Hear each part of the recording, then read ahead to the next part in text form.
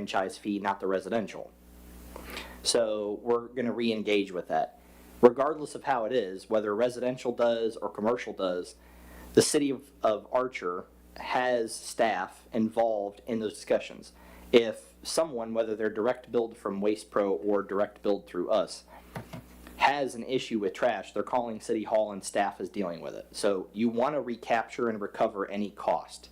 Whether it's commercial or it becomes residential, we need to make sure that the cost of that is not coming out of a deficit for a trash service.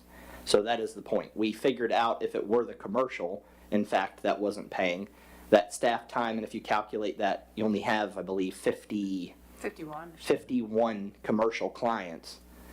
That's the reason why the $12.50. It was just figured out as what that amounted to how many hours for staff to be involved, to fix a problem, to call, to get things done. But again, I will reverberate. They're now telling us that commercial's the franchise fee, so we won't be proposing that, but that potentially the residential, even though we bill it, if we want to recover anything for residential, we'll have to negotiate through our own rate schedule, and that we do control the billing on. So that will be a rate discussion that the board can choose to have down the road if they wish. I have a question on that. So we are no longer able to charge a franchise fee to residential. That is what they're telling us now, according so to the that's how- contract. That's how I always thought it was. That is in fact what they're telling us. Okay, because that's what I built into the budget. So I reduced that franchise fees based on residential. Okay, Yeah. just making sure, because I thought you said the opposite. I thought you said, Well, because that's what was our understanding when we had discussions with them. well, even in the resolution, you had it right. Because it was part of the contract apparently. Okay, all right, just making sure. It is part of the contract, yeah. So I'm a little confused. So is this, and this is where notes come in handy on these things. So, because I was looking at it, I'm like, well, I don't remember us passing a service fee on it. So if this is a recommended service fee, I understand that, but I think that needs to be really clear. Because it wasn't to me, to me it looked like, well, when did we pass this? Again, it's for discussion, and like I said, we got clarification this week about that, and then we have a follow-up on Monday to solidify and make sure that, for example, we asked them for specific numbers. We've asked them for the CPI, which they haven't provided to us yet, and because that's still an unknown for the residents. And then we also asked them with those 51 customers, what exactly is that dollar amount for the franchise fee? That's what we're asking them, because we said, look, if we're establishing a budget, we have to know these things. So that's what we're expecting to receive on Monday.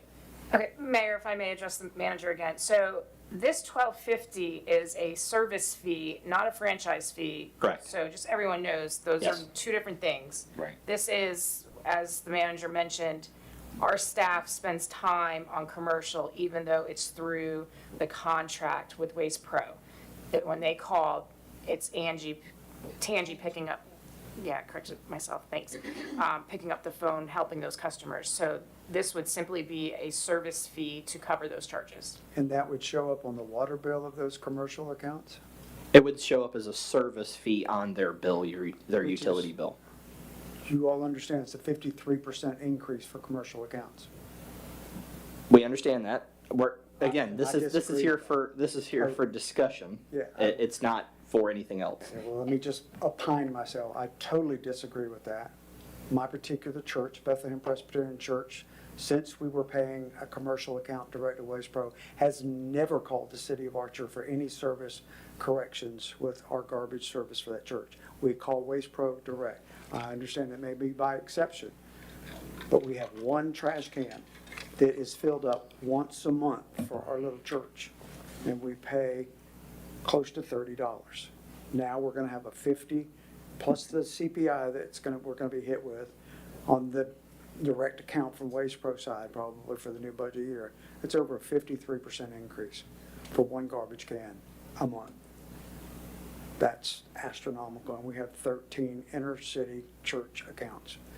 I disagree with that. There's other ways to recoup service activity.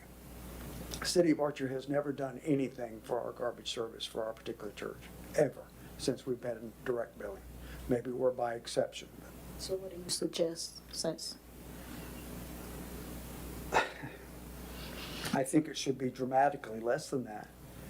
I just want you know, I disagree because I think we're gonna have shock and awe from at least the 13 church accounts that are So, served. Mr. Mayor, my answer to that is that when you look at utility billing, the part of the billing that you protect are your residential fixed income. I get that churches are on these accounts, I get that.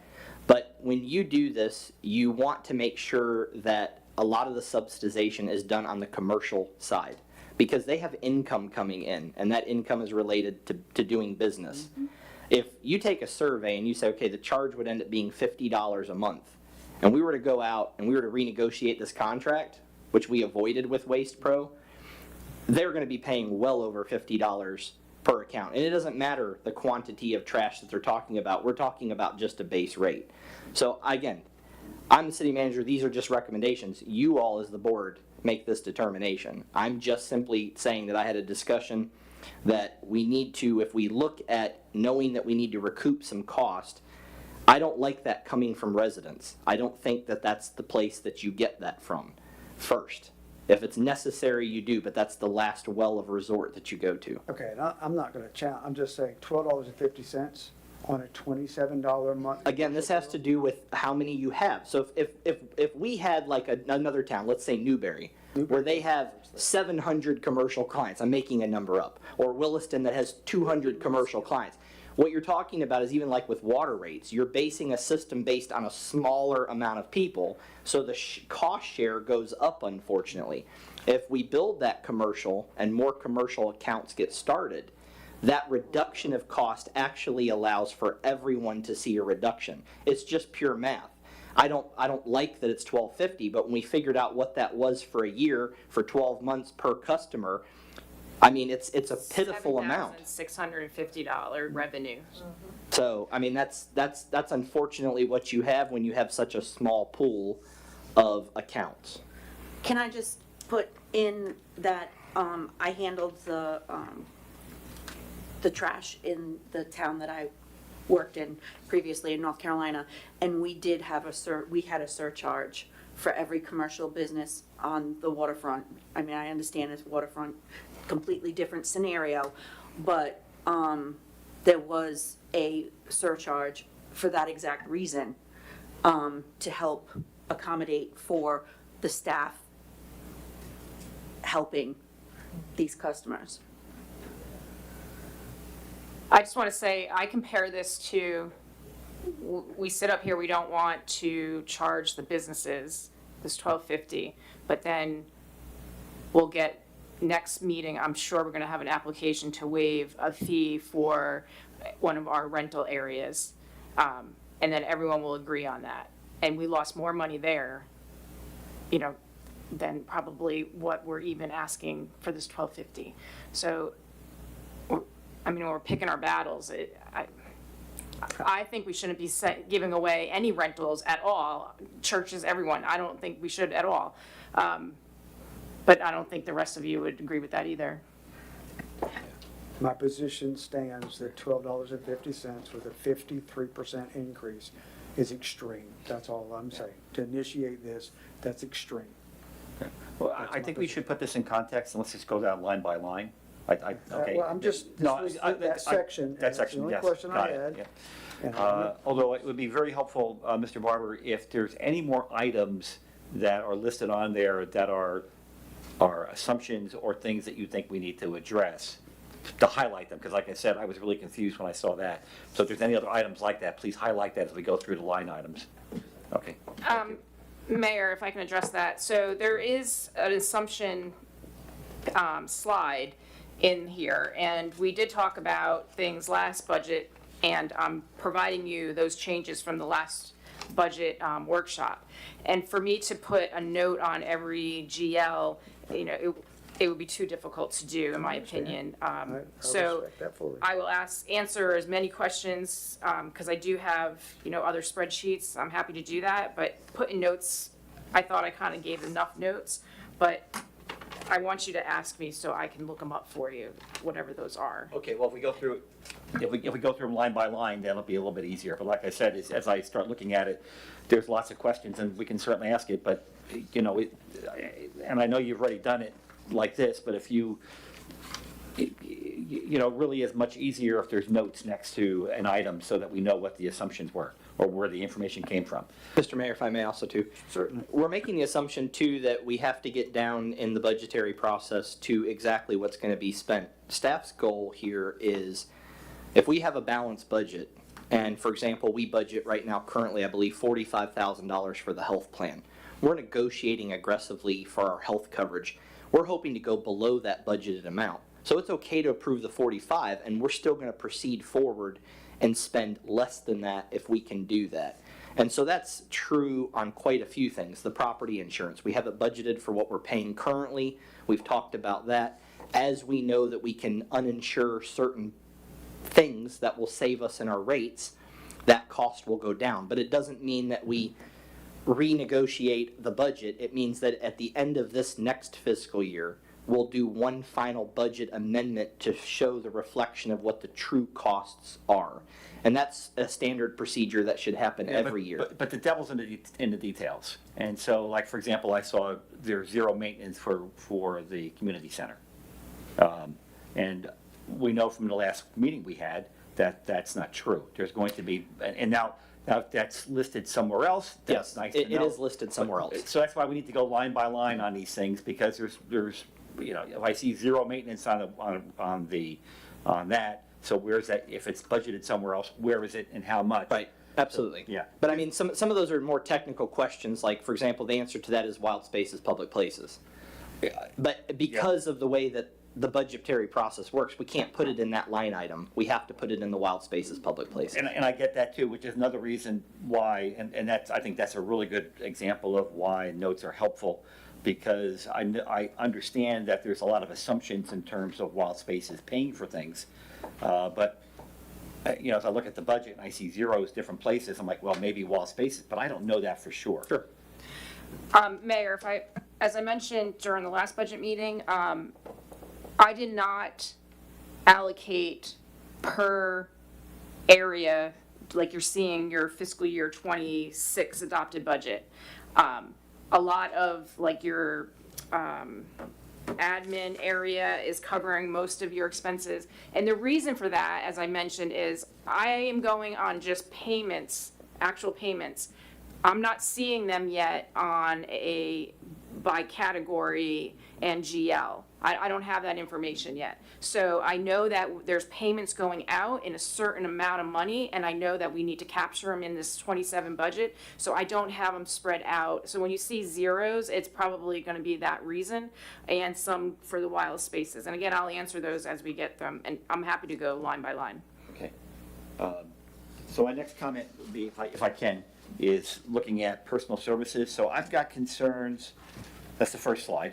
And so I've got concerns, slide 6, by the way, so it's page 6 on the PDF. We're on section 3, pages 3 and 4 only. I thought we were going down to, okay, that's fine, I'll hold my Can we do comment. it that way just for order? And That's fine. So if we're finished with A, let's move on to B, which is pages 5 through 14. Okay. Okay. Mr. Bartley, do you want to speak? Anything to introduce pages? No, Commissioner Fiore is going to cover the pages 5 through, Which is section B. yes, correct. Pages 5 through 14. Yes. Okay. You're up, Commissioner Fiore, unless you want to just go into the details. Well, the first slide I have there is your personal services, Yep. and I know there's already questions. I wanted to, this is the same slide you saw earlier. Oh, thank you. We started with 7 FTEs. During the year in 26, we added 2 part-time FTEs. They were not budgeted.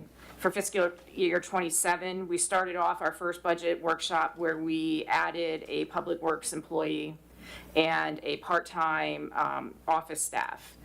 Those 2 now have been eliminated in this budget go-round. So you're now down to 6 full-time FTEs and 1 part-time FTE for a total of 6.5 FTEs. And you had a question?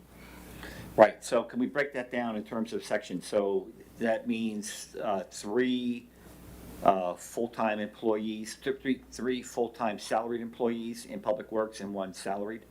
Is that correct? Is that, You're asking just Public Works? just Public Works for now, So- just want to break it up. Public Works, it's proposed I don't believe the current budget proposal proposes anything to change, so you're talking about 3 non-exempt employees. Right, okay. It's up to the commission to decide if there's a change in that. There was a discussion about it, but there was no, I listened into the first meeting and I did not get any clarification from you all that we were moving in the direction of having one of those changed to a exempt position. So right now, currently as the budget is proposed, those 3 positions are proposed as non-exempt. Okay. There are 2 admin that are proposed as exempt, and there are 2 admin that are proposed as non-exempt. That is what's currently in the budget. So that doesn't change anybody's status currently in this budget. If that's something that y'all want to do, it's a discussion you have to have, but staff didn't get that direction for the change. At least I didn't get that direction. Okay, so we're talking, so right now we have 3 worker bees. We have 3 non-exempt. One is in a supervisory capacity, Right, but okay. there are 3 non-exempt, yes, sir. Okay. And there was an additional one that was eliminated, that was not filled? That was One not point. filled, and to be honest with you, there's no way of getting this to work this year while we figure out how we keep a buffer for this issue of the loan. Okay, That was really the issue. As a matter of fact, we even talked about having a part-time. That was in the initial first version, as Commissioner Fiore mentioned. We took that out because right now we need to, I think as everybody has made points and even residents, we need to get our fiscal house in order, make sure things that we're on solid ground, that we're taking in more than we're putting out, and we get to that point, then we can have discussions about expansion of staff. okay. And so, so that's 3 there, and then in the office, there are 3. 2 non-exempt Two and non-exempt. 2 exempt. Okay, so a total of 4 Correct. full-time equivalents. So that's a total of 7 then. No. No. 1 full-time exempt, 1 part-time exempt, and Oh, 1 2 part-time. full-time non-exempt. That is what's currently in the budget that you all have before you. Okay, 6.5, okay. That's Mr. Martin and Mr. Martin. That's what's in your budget. It's up to you all to determine where that all goes, of course. But that's the direction that we got and what we were supposed to bring back with comments from the first one. So, Any more on that? Okay. The next slide, I just wanted to show you where we were from our last budget workshop to today. Last workshop, we showed a deficit in the general fund and enterprise fund, a surplus in the wild spaces. Now we're showing a balanced budget in general fund and enterprise fund, as well as still a surplus in the wild spaces infrastructure fund. And the rest of the presentation just says how I got there and what I had to move around. If you recall, the first budget that you saw, there was more salary being allocated to the enterprise fund, and there was also a transfer from the general fund to the enterprise fund. So those are the huge changes that have happened, but I'll go through them. So on the general fund revenues, we increased the utility service tax based on the water, so that $24,000, it gets reduced out of your enterprise fund and it moved over to your general fund. So that's an increase to the general fund for $24,000.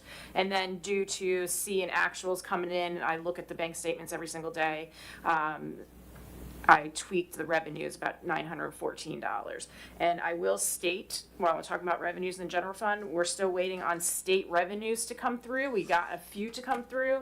We got the sales tax, discretionary, and revenue sharing. Those have posted, and I've started a September budget file where I'm including those changes. And currently, with just those 3 state revenues that came through, we're at a surplus of a surplus of 500 and something in the general fund. But that's still going to change as the rest of them come through. So that's the only thing that you're seeing from last budget to this budget in the revenues for general fund, those 2 items. On the expense side, we reduced the IT contract, and the manager can speak more to you on that. We deleted all the cleaning services that we had budgeted in there. So now we're assuming that staff will take care of the cleaning of the buildings. We deleted the transfer to the enterprise fund, so that was a $4,000 reduction in our expenditures in the general fund. We decreased capital outlay. We had $13,000 budgeted the last budget for capital such as AC. We reduced that by $3,000. We decreased street maintenance by $2,500. The idea there is to use Wild Spaces money and infrastructure tax for that. We decreased the community center maintenance. Again, idea is to use Wild Spaces funds for that. Decreased memberships by $288. We did increase the audit allocation within the general fund, and this was due to me having to balance out the enterprise fund. I had to move some of those expenditures over to the general fund, but the total audit did not increase as a whole. We deleted that part-time office staff and increased staff salary allocations. So that was your other big move from the enterprise fund. I had to move a bunch of the salary over to the general fund. We increased the road and street maintenance by $5,000. We increased property insurance by almost $7,500. And we increased the DOT contract by $9,192. And that's based on the actuals that came through since the last budget workshop. Any questions on the general fund changes? I'll be happy to answer. Commissioner Fiore, if I may address the IT before we move on. Yeah. So, for quite a few months, we've recognized that as much as we enjoy Emerald, we just don't think that it's sustainable for us to maintain that robust contract.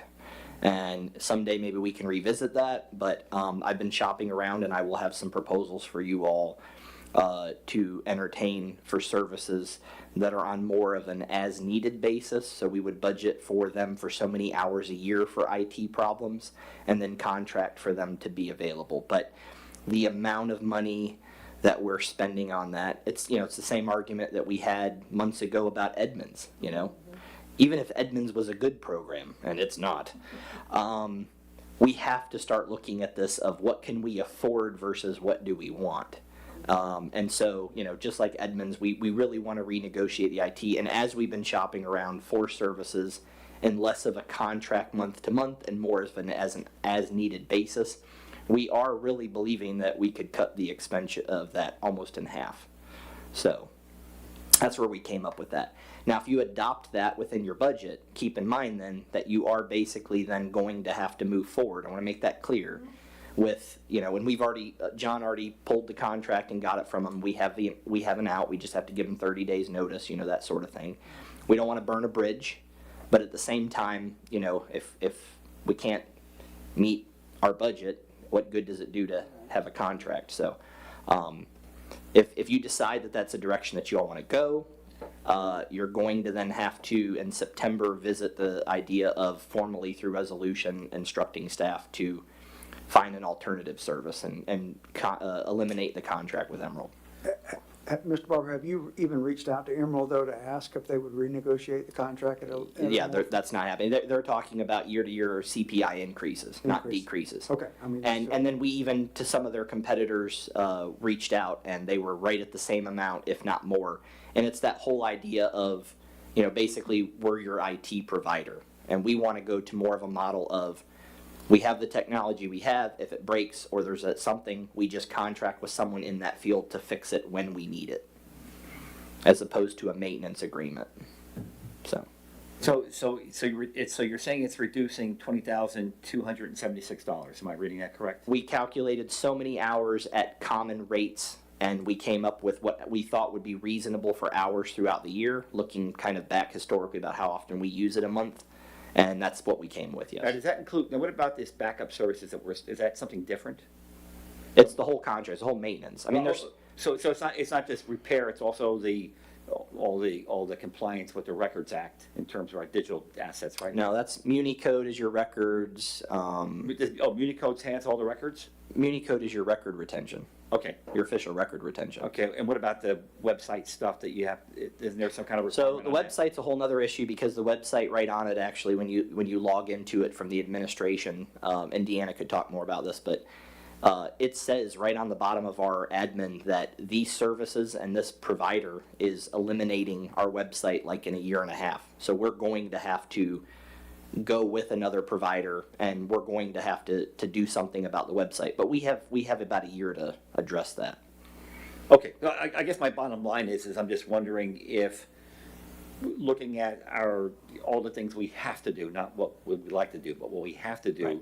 is $20,000 and $20,276. Is that a reasonable assumption? That's my question. Well, I'll be honest with you, Commissioner, I wouldn't have recommended it if I didn't think it was reasonable. That But, I doesn't- mean, that's for you all to decide. Yeah, I'm just asking, your basis is, what- My basis is we calculated the common rates, how many hours we think we would need someone for different potential things that would arise, and then basically contract with them for those things. The compliance issues with the security and the firewall, all that, that's all part of that. If the firewall goes down, if a server goes down, then we would hire someone, they would give us an hourly charge at a minimum of 2 hours. You have them come in, you have them fix your problem, you pay them okay, well, I'm by trying to get to, invoice. are there any other charges other than these repair charges for, so in other words, in most places I've worked, you have to, you're paying for your servers, your servers being hosted somewhere, your backups being hosted somewhere. Are those, that's different from, I have a problem, I have to call in, that's a sustaining cost. Correct. So are there You- sustaining costs included in that, or are they in I believe addition? they are. Okay, that's To, my to the question. point is, on the September general meeting, you will have one of those proposals, and those are questions that I would recommend that you specifically ask the gentleman that's gonna come in and present. Okay, And again, most of the stuff that Emerald got into is like the equipment, the computers that staff has, we own those. So if you give them 30 days notice, yes, there are things that we have to continue with them, and they may manage them, but we purchased the majority of the licenses and the programs and the computers and all that, so we're the owner. The server that's behind us in the closet, we are the owners, that's not Emerald's server. okay, good, okay, those are my So, questions, that's what I'm not sure of. Yeah. Okay. Yes, sir. I just want to make sure when I see the amount that, it doesn't. It's reasonable. I'd say, it doesn't magically go up to, well, it really didn't include this, and there's an extra 5,000 somewhere. Well, and I'm telling you the truth, being transparent. I mean, we could have a major crisis, or the legislature next year could pass in the session that you have to all of a sudden do something like this crazy on your website, and we have so long to comply. But I believe we have a year that we could figure that stuff out. Anytime you switch what I will say is, we can't go down the same road. Emerald is not affordable for a city I'm our okay- size. I'm okay with so. that, yeah. In regards to the cleaning services, so that's staff doing that now. So my concern is, we're already seeing overtime with admin staff. If they stay hourly, you're the only one who's gonna be salaried. So, Well, there's 2 that are salary, but yes, sir.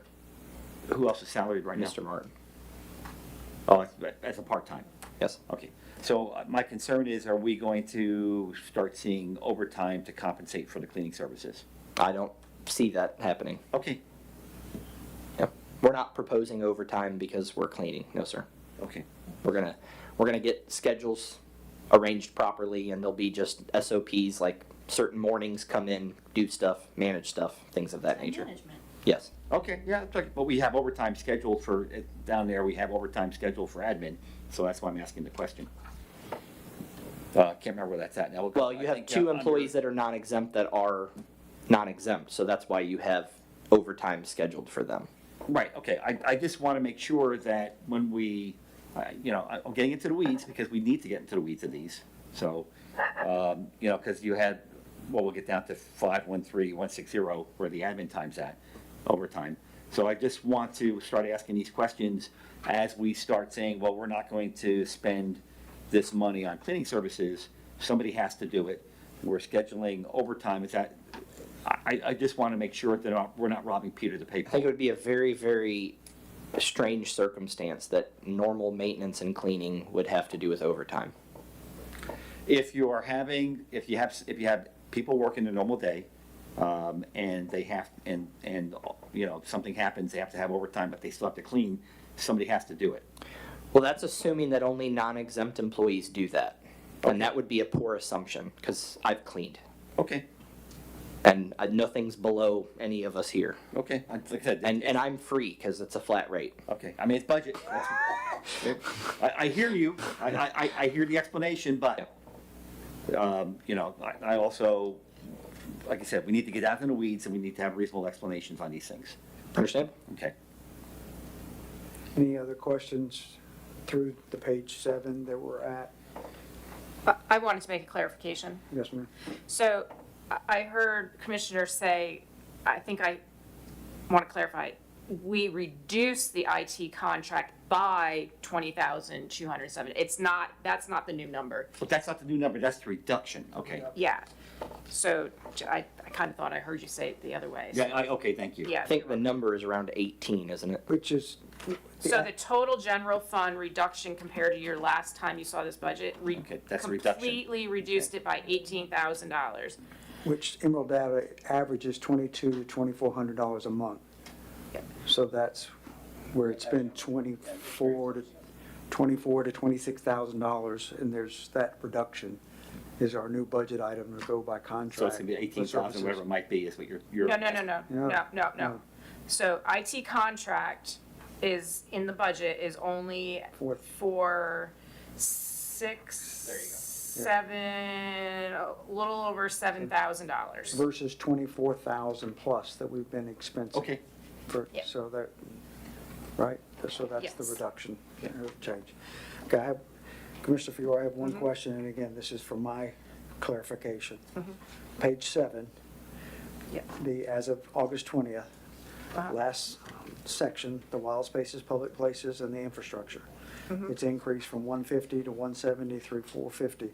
Where is the 217,000 that's from our funding that we, Sure. That's cash to cash. Yeah. That's a balance sheet. That's not, Gonna be you're not shown. seeing cash on any of this. This is So will our budget- revenues coming in, expenditures going out. so that is the revenues for 26 that we've captured from wild spaces, public places on a monthly basis, the 173, 450.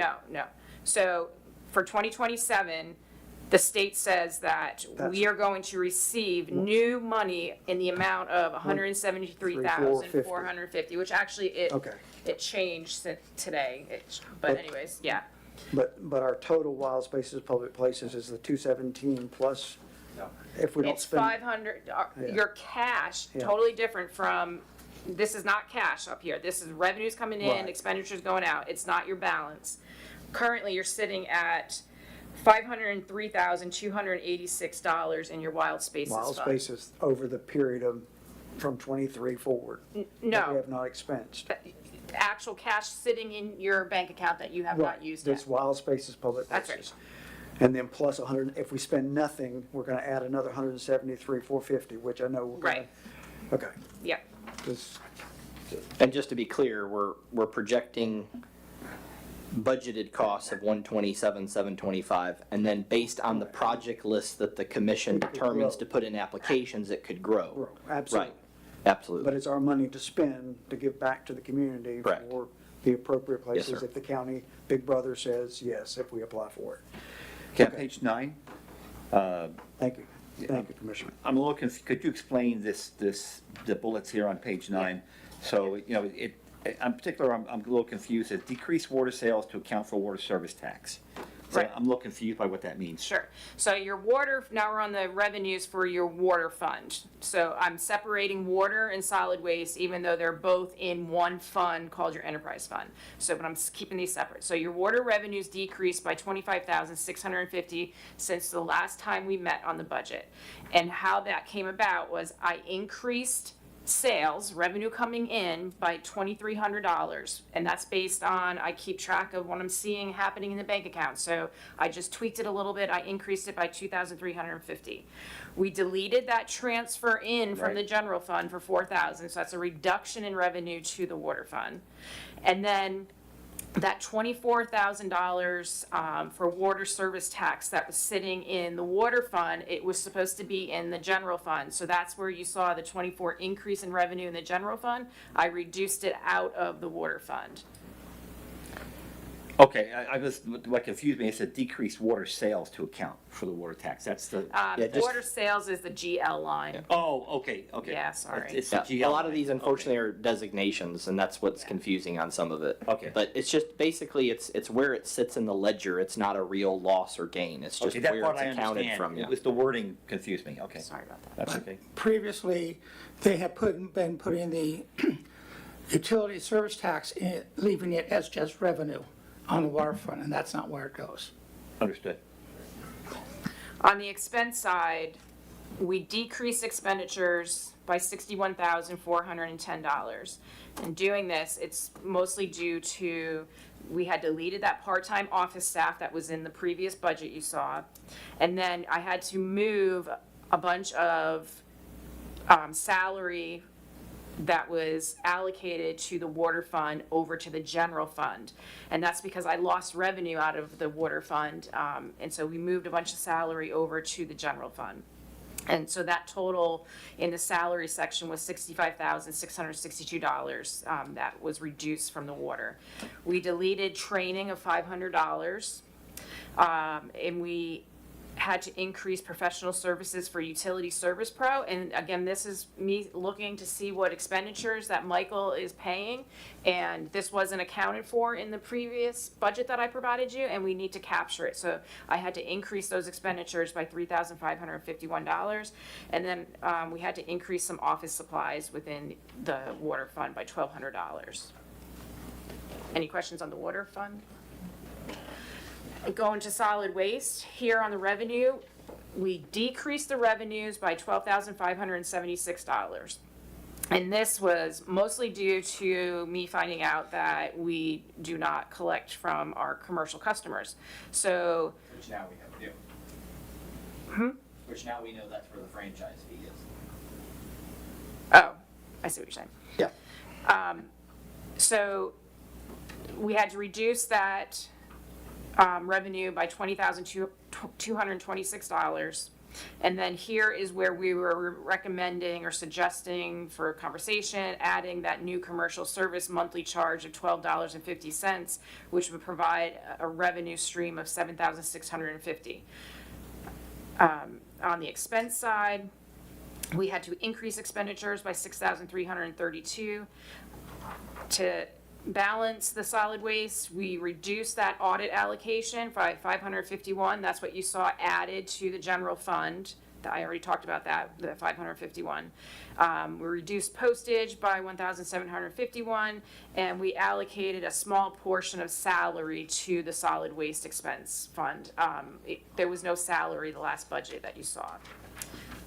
Any questions with that one?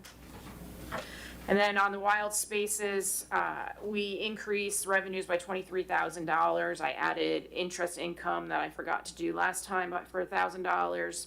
And I added the use of fund balance. So you have two sources here. You have the wild spaces, public places, and then you have your infrastructure. And so I'm trying to show both of them balance. So I am using $22,000 of fund balance for the wild spaces. And for expenditures, it was just a salary adjustment of $80. And I'll explain that more when we get to the numbers. So moving forward, budget assumptions that we talked about. So all employees that have been employed 1+ years includes a 3% cost of living expense. Commission salary is back to 2 payments a month.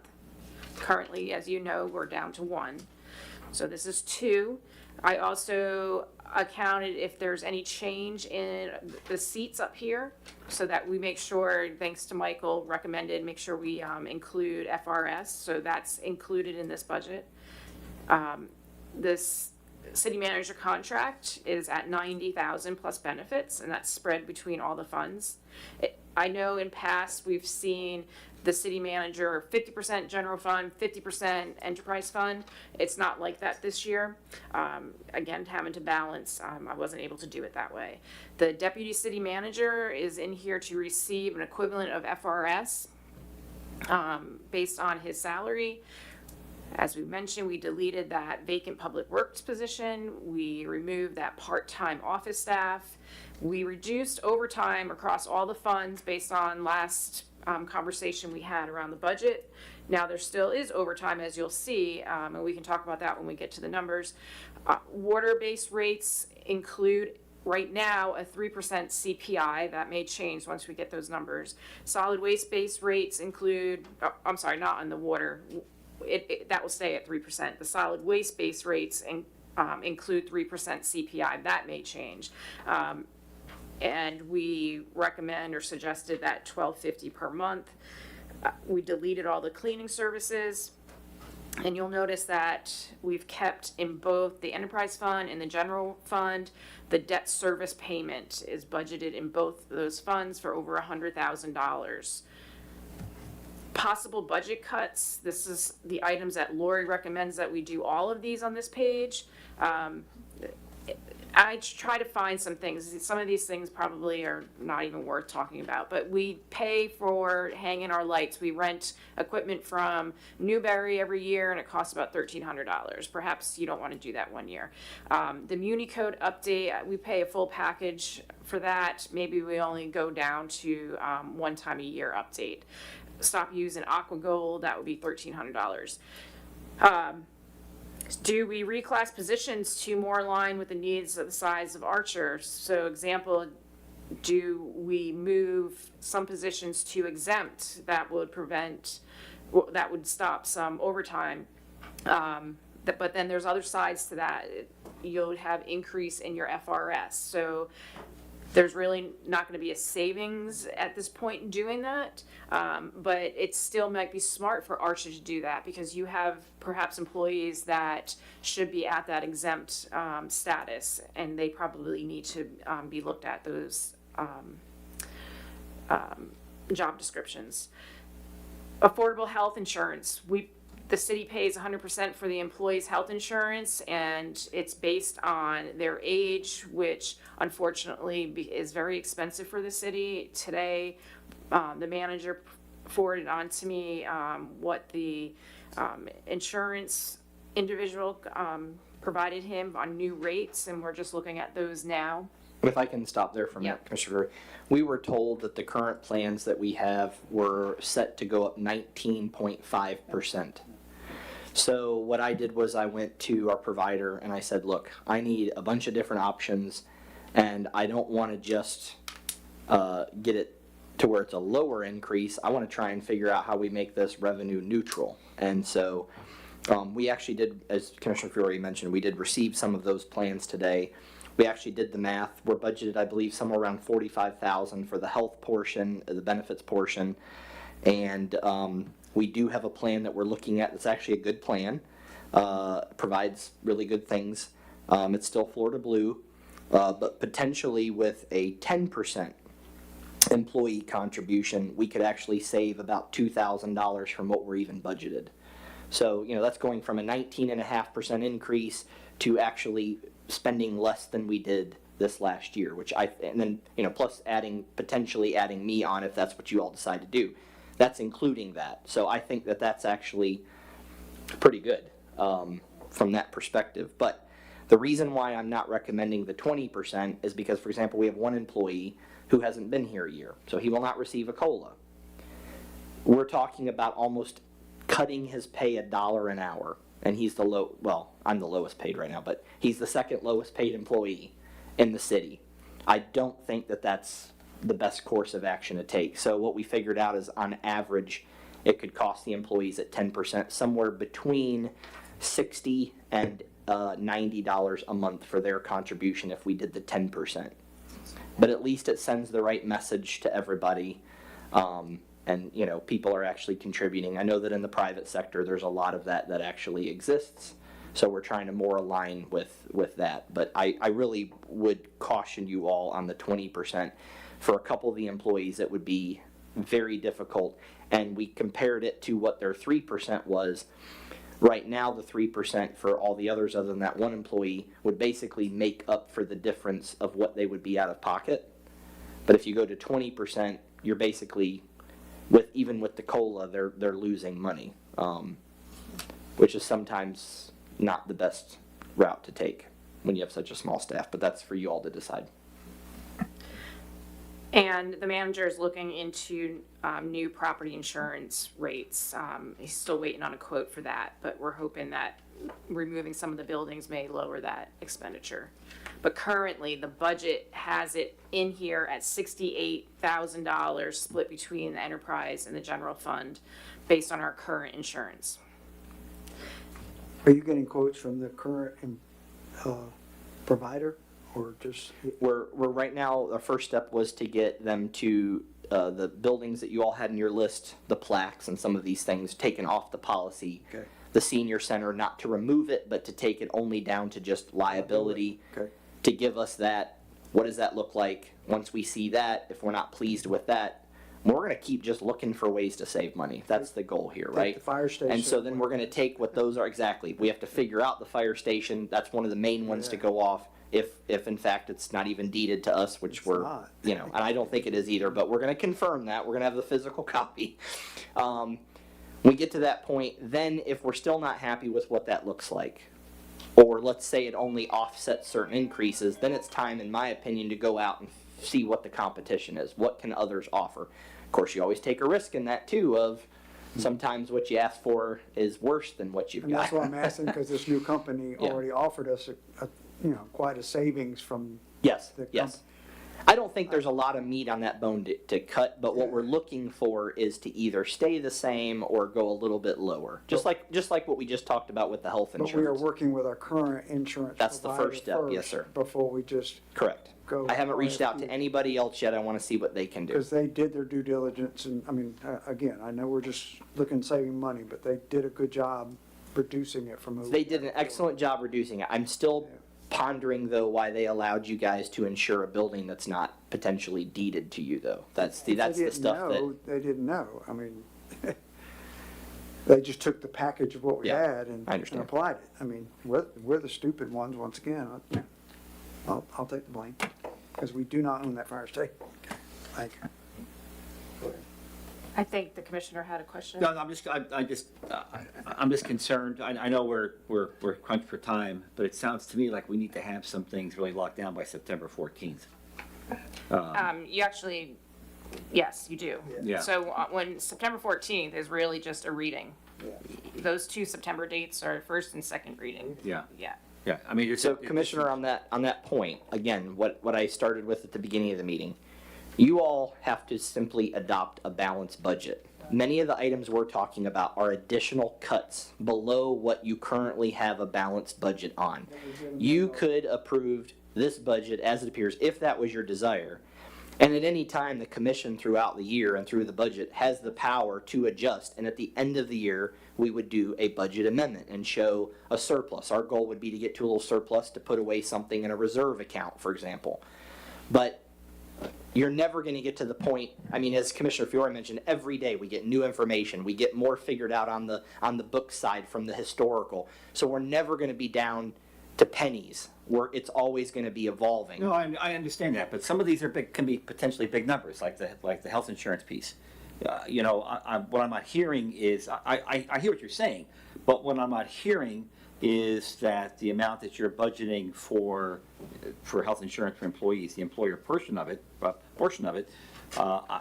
I'm not hearing where that number is coming from. Are you quoting? It's current rates. Okay, so your current, and that's, Yes. okay. Yeah, so we current- budgeted, the budget's set up on all these for worst case scenario of no savings. Okay. And now what we're talking about is if you adopt the budget here, there are also more savings that we're going after. Okay, so that's not clear as we go through some of this. Just to be straight with you, when I see a number, I'm not really sure where the number's coming from. So I don't know if that's. page 12 Okay. of 20, these are budget assumptions. That's clearly like if you move forward with this budget, these are the things that you would be adopting.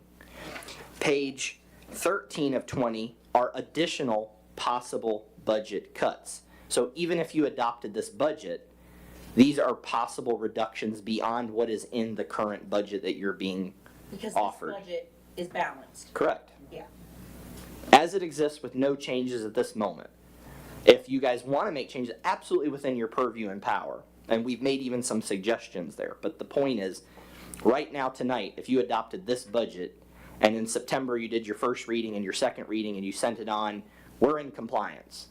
And we are a balanced budget. What we're hoping though is to go beyond that. It's always our goal to just continue to dig down. I'm fine with that. What I'm looking for is an assurance that the numbers I'm seeing are the max numbers. If that's the case. What I would assure you is that from all the data we have, Okay. all the invoices, the accounts, everything that we have at our fingertips right now, to our best knowledge, this is what the numbers are. We're looking at statements that we're paying every month for benefits. Okay. We're looking at what providers are giving us, this is the numbers that we're being told. Okay.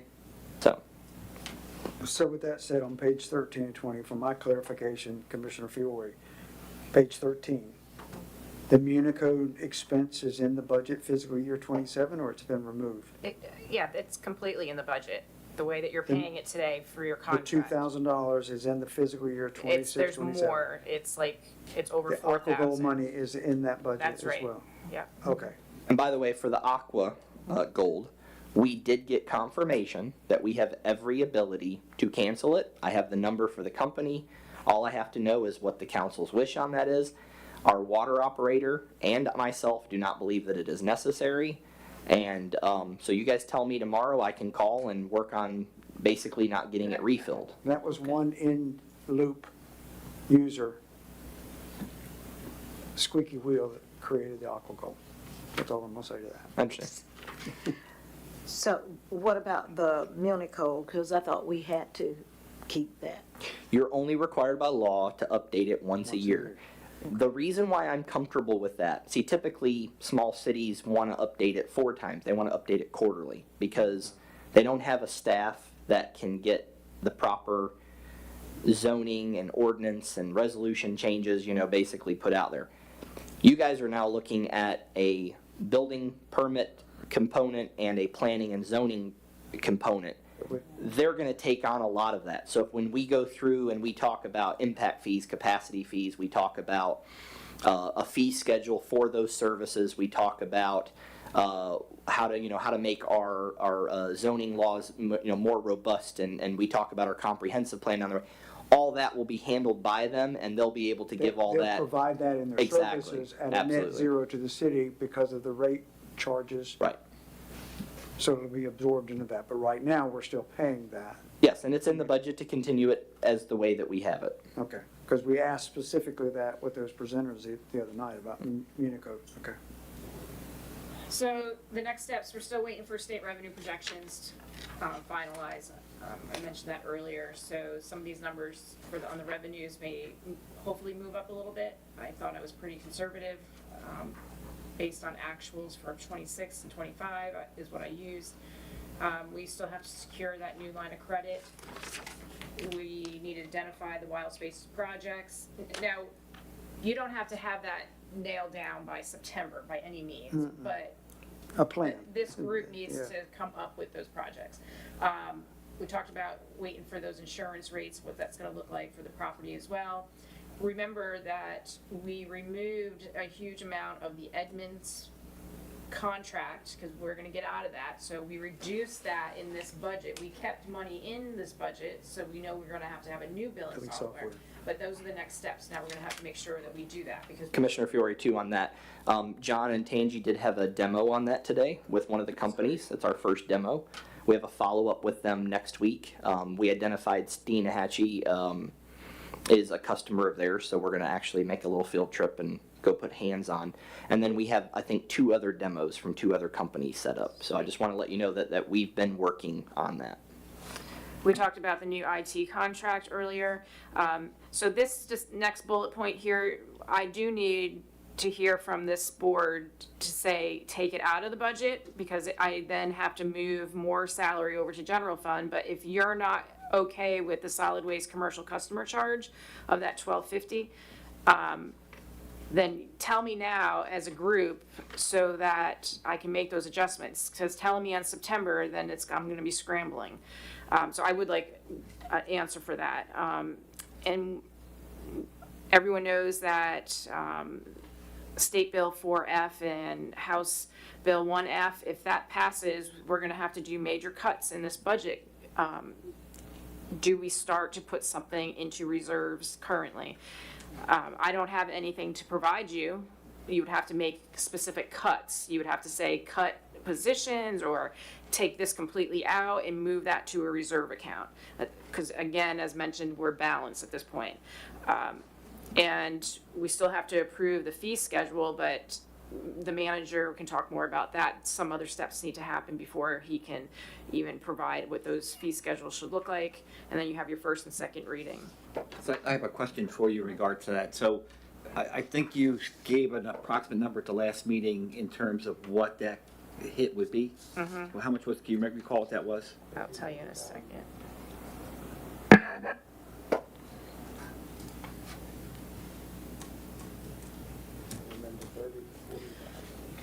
I'm just opening it, sorry. It would be,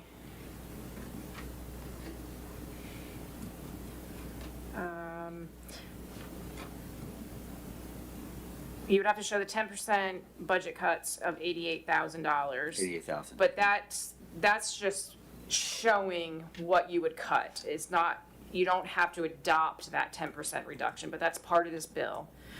You would use the rollback rate, so based on the current rollback rate, we would lose about $22,000 in ad valorem taxes.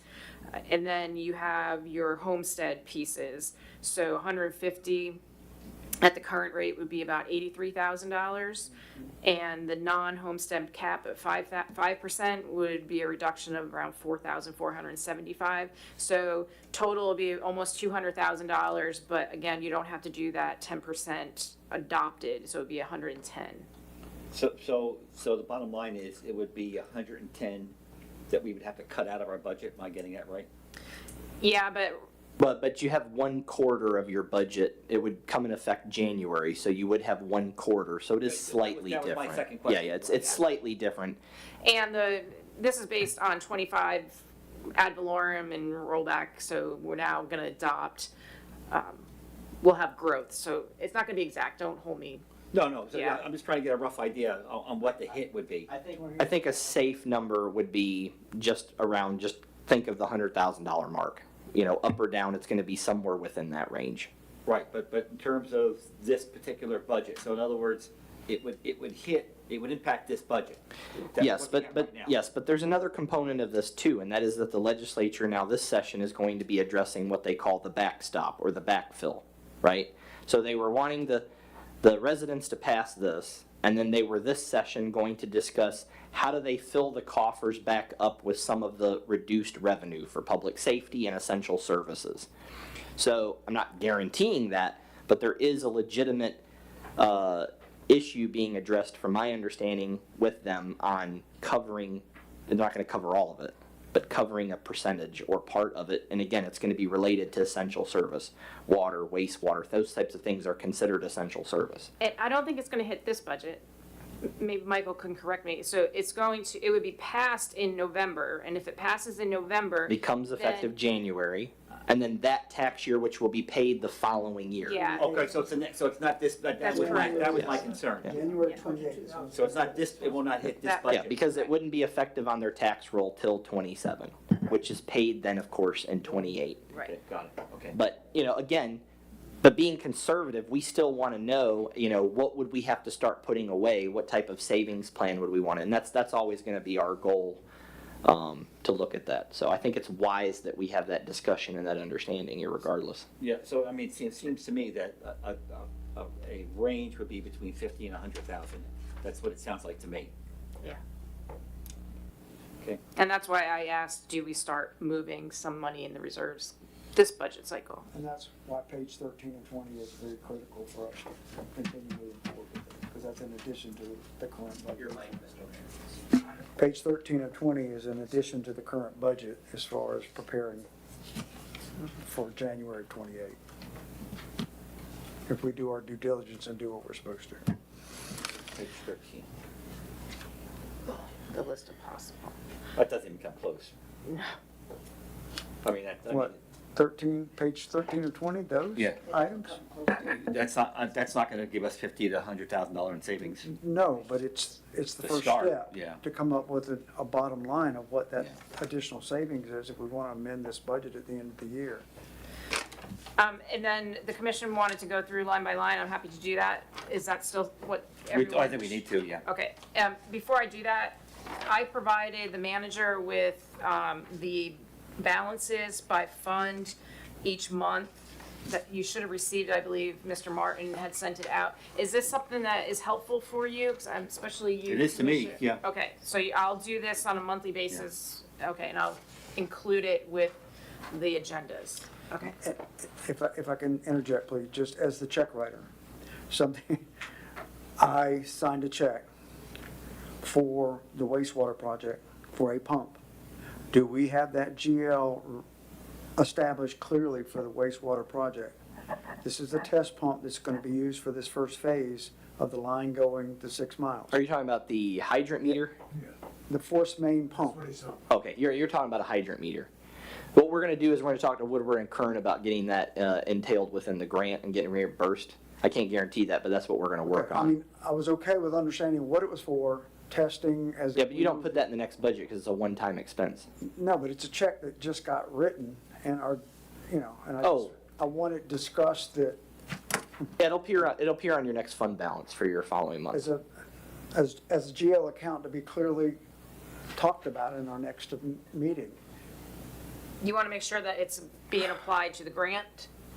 Or that, what he just said, that we're gonna get reimbursed from Woodard and Right, Kern and we for can't that. guarantee that, but we're gonna try. But I'm disclosing that the check writer signed a check for $4,000 or $5,000 for a test pump, force main test pump, that's part of our grant project. And it- Yes, sir. And it came out of our monthly expenses this month. Yes, sir. Okay, Yes, not sir. fussing about it, Yeah. I'm just saying. So again, it's not a pump, it's a hydrant meter. So what it does is That's it not what it basically, said on the check component. It did by the time I wrote in all the memo section. I think it was clear what it was for, but I just want to Sorry, clarify Mr. for Whitehead, anybody that's the listening or check anything writer is like that. adding but- additional memo documentation, just. problem. Somebody wants to see that check, but, No. okay. Yeah, and by the way, it was an emergency underneath my chartered ability and the purchasing policy. It was under a certain amount. Yeah, I'm It not, was something, they've got to start pressure testing next week. absolutely. And we have such a quick timeline on that, I I'm didn't so want to. excited because yeah. they'll be almost 50% complete with this project with, fair weather on our side like it is. I'm excited, but as your check writer, I'm just saying that was written out of, it's something that we need to be reimbursed for. So, thank you. And I want to make sure you know that as well, that there's a GL account, Mr. Whitehead, for that, to capture it, so. On all grants and stuff, we're keeping track of them Okay. as far as different ones, unless I don't get notice. I mean, that's the first one I've seen. Yeah, so that I the only said to thing check. is that on some of the things that we write down, that I'm getting down, it's so small, it's very hard sometimes for us to do. Capture it, right? Yeah. And I just, Yeah, no. the check writer's detailing it after, No, what no, is that's that? fine. And asking the question before I put my name on it. Because anytime that, when I do my bank reconciliations, I also look at the checks. I don't go off what checks were there. I'm looking at the physical check to make sure it was properly, and then if I see something on it, I'll deal with it and we'll adjust it. Thank you, sorry. So I'll start with the general fund revenues. And just stop me as I go through. So I'll tell you how I get the numbers. So ad valorem tax, 385,821. This is based on the state.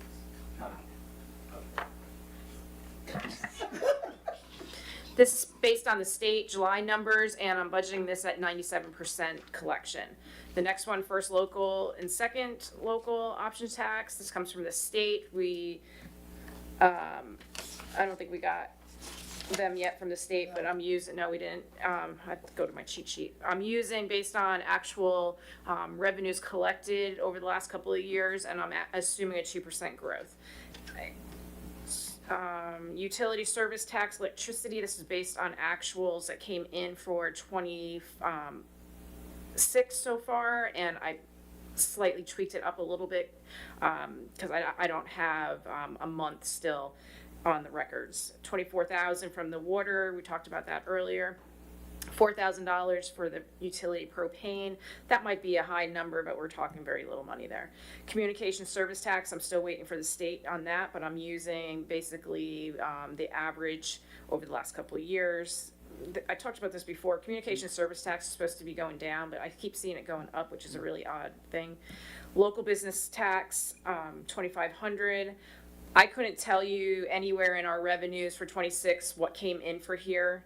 I don't think Michael's down to that nitty gritty yet on those items. So most of those are being paid through the enterprise system, and the money's being posted into the enterprise system, and nothing's been moved across. So I'm having to go back and reclassify stuff and create due tos and due funds. There's going to be a lot of I don't know if you saw what I sent today.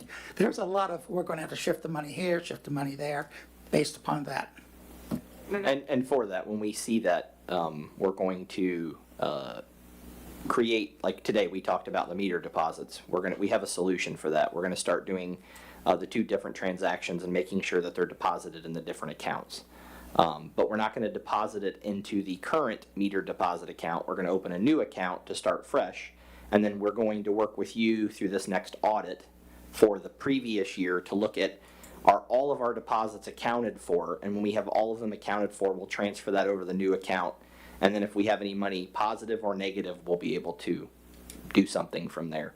And then from now on, that'll be reimbursed from there, and it'll be paid into there, and that'll be exclusive. And the office staff, we talked about that today.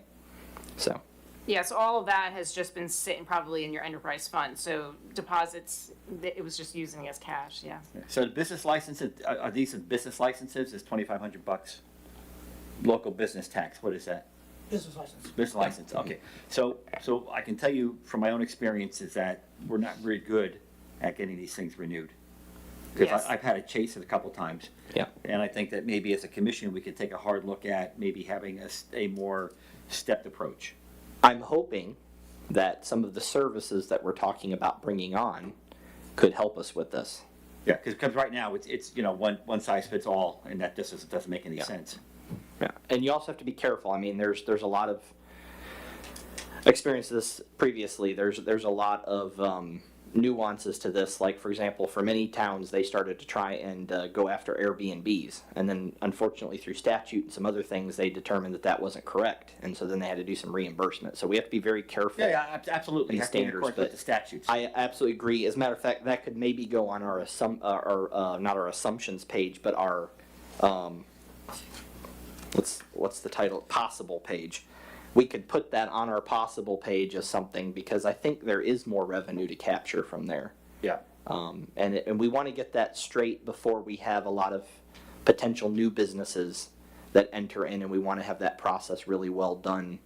So as some new things come in, we make sure that that's captured as well. Yep. Building permits, hopefully it comes in more than 300, but that's all I have there. Mike? Huh? Who puts the timers on these things? Can we change the timing? I think when he turns his on, depending on how many are on, it shuts off. We'll just keep mine on.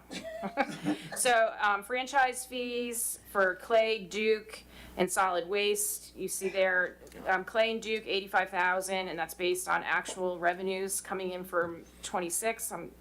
And then your franchise fees for Solid Waste, you see a reduction compared to 26, and that's because we're no longer able to charge the residential there, so I had to reduce that revenue. I have nothing for lien, zoning, but down to permits, I have $5,000. I think that's conservative too. I think you'll see year 26 being a higher number than that 5,000. Go ahead. I'm sorry. It's minuscule, but on the permits, fees, licenses, we have at least one restaurant that has an alcohol license in the city of Archer. That's in the next section. Because the alcohol beverage licenses, I see it, yeah, different, yeah. But it's listed as 0. It's are you talking about the restaurant here? It's a beverage license, not and there's difference.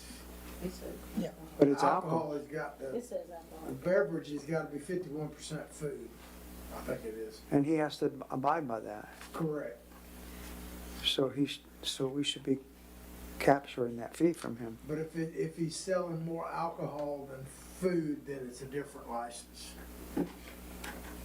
There's a difference between a beverage license and a alcohol. I'm happy to put something in there, but I don't, Yeah. again, I don't see something specific in the revenues that I look at that says this was for alcohol, so I just think we're losing revenue there because he should be submitting something to the city of Archer. Most of the cities that I've dealt with, it's less than $500 a year Yeah. income. Well, going back up to the permits, fees, licenses, and others, so where did the 5,000 come from? Is that a guess? Is it based on anything? So 26, I'm showing that 5,000 when I look through revenues, and that's what I'm using. Just what came in for 26, Okay. yeah. Plus, and as we talked about, that's the one where there's potential growth, if we bring in some of the services that were presented. So, State revenue sharing, we actually got, we were missing a payment, and this past month, we actually got that payment, so that we're all trued up for 26 on that. So this is based on state numbers, or actuals. They didn't provide the forecast yet. Mobile home licenses, small amount there, 200. Talked about the alcohol, local government half-cent sales tax. So this actually did come in, and so your next time you see this budget, you're gonna see a different number there. It came in at $70,862, not 73, so I lost revenue there. Gained it somewhere else, so the next one right now is at 500 surplus, but you'll see that number's gonna change. FDOT lighting agreement, that's based on our contract. Laurel Hill Cemetery, 4 burials at our current rate is what I have. You don't see anything for actuals, same reason I'm saying I don't see anything that says this was for that, so I'm just going on. I looked there, I went to the audit, last couple of years of audit to see what we've been collecting. Judges' fines, forfeitures, these are just dollars here. Interest and other earnings, so obviously our interest was huge this year. Well, huge meaning $3,439, and that's because you saw that grant money come in and out of our general fund, but I'm only projecting around 200, and that's based on a normal cash balance. Community center rental fees, I'm assuming 22 rentals at $300 for the year. This is disappointing. I'm hoping this comes in more. Everyone tells me it's rented out almost every weekend. I don't see the revenue. I see a lot of refunds, 300, but I don't see the revenues. Wilson Park rental fee, I'm assuming like 1 or 2 rentals for those 2 parks. So it brings its general fund revenues $921,425. Moving down into the expenditures, the first section is the commission expenditures. So we have salaries there, again, at 2 payments a year. You have your full FRS, and we have some election expenses at $3,200. City manager, $90,000 total for salary. It's split between multiple funds here, and not 50%. Just want to highlight something real quick, I'm sorry. Yep. So, I mean, one place, if we get push to shove in terms of the, you know, this budget cut that we may be facing is commission salaries. I mean, it's an easy one. You know, we could cut our salaries to 0 if we needed to in order to come through that. You know, it's either who do we hurt? We can't cut employees, so we could, you know, so who do we bleed dry? And it would seem to me that at least from my perspective, that would be the first thing on the chopping block, if that's what we needed to do. So that gives us 30,000 right there towards that 50 if we needed to do it. Well, it actually gives you $47,956 Even better. because Because you of the other stuff, you wouldn't yes. receive retirement and pay Yeah. taxes. Yeah. Next section is city manager. So I said not 50%. It's more than 50% allocated here. Can I Yep. ask one question? I'm sorry, before we leave that section we were just in. You've got election expense, 3,200. What election do we have in fiscal year 26, 27 that I don't know about? I don't know. We had a conversation about this, and everyone was We had like, 2. "Yeah, we have to put." it's very something easy, in." your referendum. Oh, yeah. Okay, that's the expense in the referendum for the ballot. Yes, sir. Okay, all right. And that's a high Perfect. figure. We hope it'll be less than that, but that's Okay, the I was figure. thinking general Yeah, election. I think they told us around 2,000. We went higher 2,500, okay. just in case. We're waiting to get the final number on that, but that's your referendum from my understanding. We have to wait and see what the actual ballot, and they couldn't finish it until after the primaries were over to know.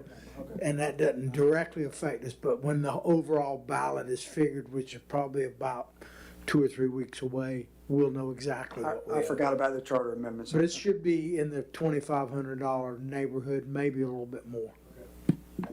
I didn't mention, the retirement rate, FRS for the commissioners is at 55%. Moving down to city manager, the FRS rate for the city manager is 32.6%. The insurance that you see listed there, I just didn't have a GL, but that's his health insurance. That's not, I think there was a question about that the other day. So that's his health insurance. Travel, conferences, it's a plug I put in there, $1,000. You can do what you want with that. If you want me to remove it, that's fine. Next section, this is your admin, financial administration area. So you do see overtime there, and that was a question. So I am still budgeting the deputy city clerk to have overtime in the amount of 150 hours. So that comes down to $5,429 in the general fund.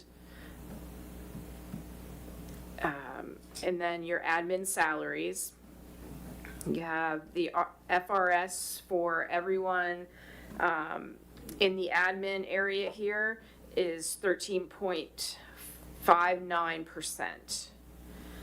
You have your audit. Most of it is expended here under admin. Do you have a question? I have a question on the admin overtime. Yeah. So, do we need to have that much overtime? Can that be addressed some other way? So here's the thing, we budgeted it high, we've put in place measures to lower it, we believe we actually are lowering it, but we don't have enough historical data where you change the number that drastically. The only other answer to that is the conversation that came up other times about exempt versus non-exempt, but just keep in mind that you really don't save, as Commissioner Fiore mentioned, because then you're going to have a higher appraisal of the FRS pension contribution. Our goal is, as I mentioned, and I'll keep mentioning it, is we set the bar here and we do our best to go below it in every category, but it's your benchmark, and it's a what if. Like, what if we have an emergency in town and we're all required to be here for a couple of days? That's going to turn into overtime. One storm could turn into that amount of overtime. So that's why I would recommend that you keep it there unless you decide to go the other route through an exemption process. But The total audit throughout the funds is $45,000. Travel, $250,000. Again, you can tell me to remove that, but you have to remember you have individuals running to the banks and stuff that are not being reimbursed for any kind of mileage currently. Your utilities, so I did not, and I mentioned this earlier, I did not say $2,800 was for the community center. I literally took all of the bills that are being paid and I mostly put them all here in administration, and I'm breaking it out by the title of the utility. So Cox, Verizon, Grucon, Clay, Duke. As we get better understanding what 26 looks like, we can spread these in different percentages amongst like the community center, the parks and stuff like that. Are they metered separately? oh yeah. Yes. Okay. Okay, I want to mention another thing. The reason why I like how she broke it down by provider too and the different types of areas. So if you look at Clay and Duke, one of the things we've already gotten, I was only here I think 2 months and Florida Rural Water came in, and I have that report, and they did an energy study. One of the things that we can look at with certain wild spaces, public places designs with the community center and the parks and different things is whenever we do an improvement, also look at where we can improve the technology so that our energy consumption goes down. My goal would be that we get a 5% reduction at some point. And you know, let's say it breaks even for a couple years, but if it's a 5% perpetual, especially as energy costs go up, the savings actually compound. So these are some of the different ways that we're looking long term at. My goal on like increases that you can't help, for example, like utility increases, is if we get more efficient, we can at least break even with and not have to see such increases. Like, you know, we're budgeting $65,000 for Duke. They could go to the Public Service Commission next week. They could ask for an increase. You can't budget for that, you know? That's not something that you can forecast or foresee. Well, there's two issues here, and so I understand why we're doing it that way after hearing the explanation, but there's also an oversight management issue here. And that is, so let's use a case in point in the community center. So if we have a meter on a community center, for example, and we know how much power it's being used, and we need to make a decision in regards to like, let's say, for example, that we know that based upon the current consumption of electricity out there, with an air conditioning system that we know is problematic and burning a lot of electricity, we've decided to keep it open. So it would be nice to know what those numbers are so that we can validate whether or not that decision makes sense. We can, those type. And we have all that data. And so if that discussion comes up, we contact Duke, we get the data. I mean, they even have, smart meters that can tell us specifically during certain even events if we ask for it. So if that conversation comes up, we can provide Well, that it has come information up. as part of that discussion. So it has come up. It came up the last meeting where we had to make a decision vis-a-vis the community center. We decided to make it open, but at least my impression was that decision was not made based upon data, it was based upon feelings. And we need to make decisions based upon data.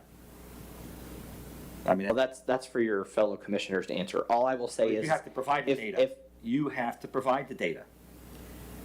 Yes, sir. Okay. I understand that. Good, okay, good. You're talking about energy from a community center, and quite honestly, that hasn't been high up on the triage list with all the things that we've dealt with. So, I mean, what I'm saying is, right now, we're more in a request mode. If you want information like that, I would ask that you would request it.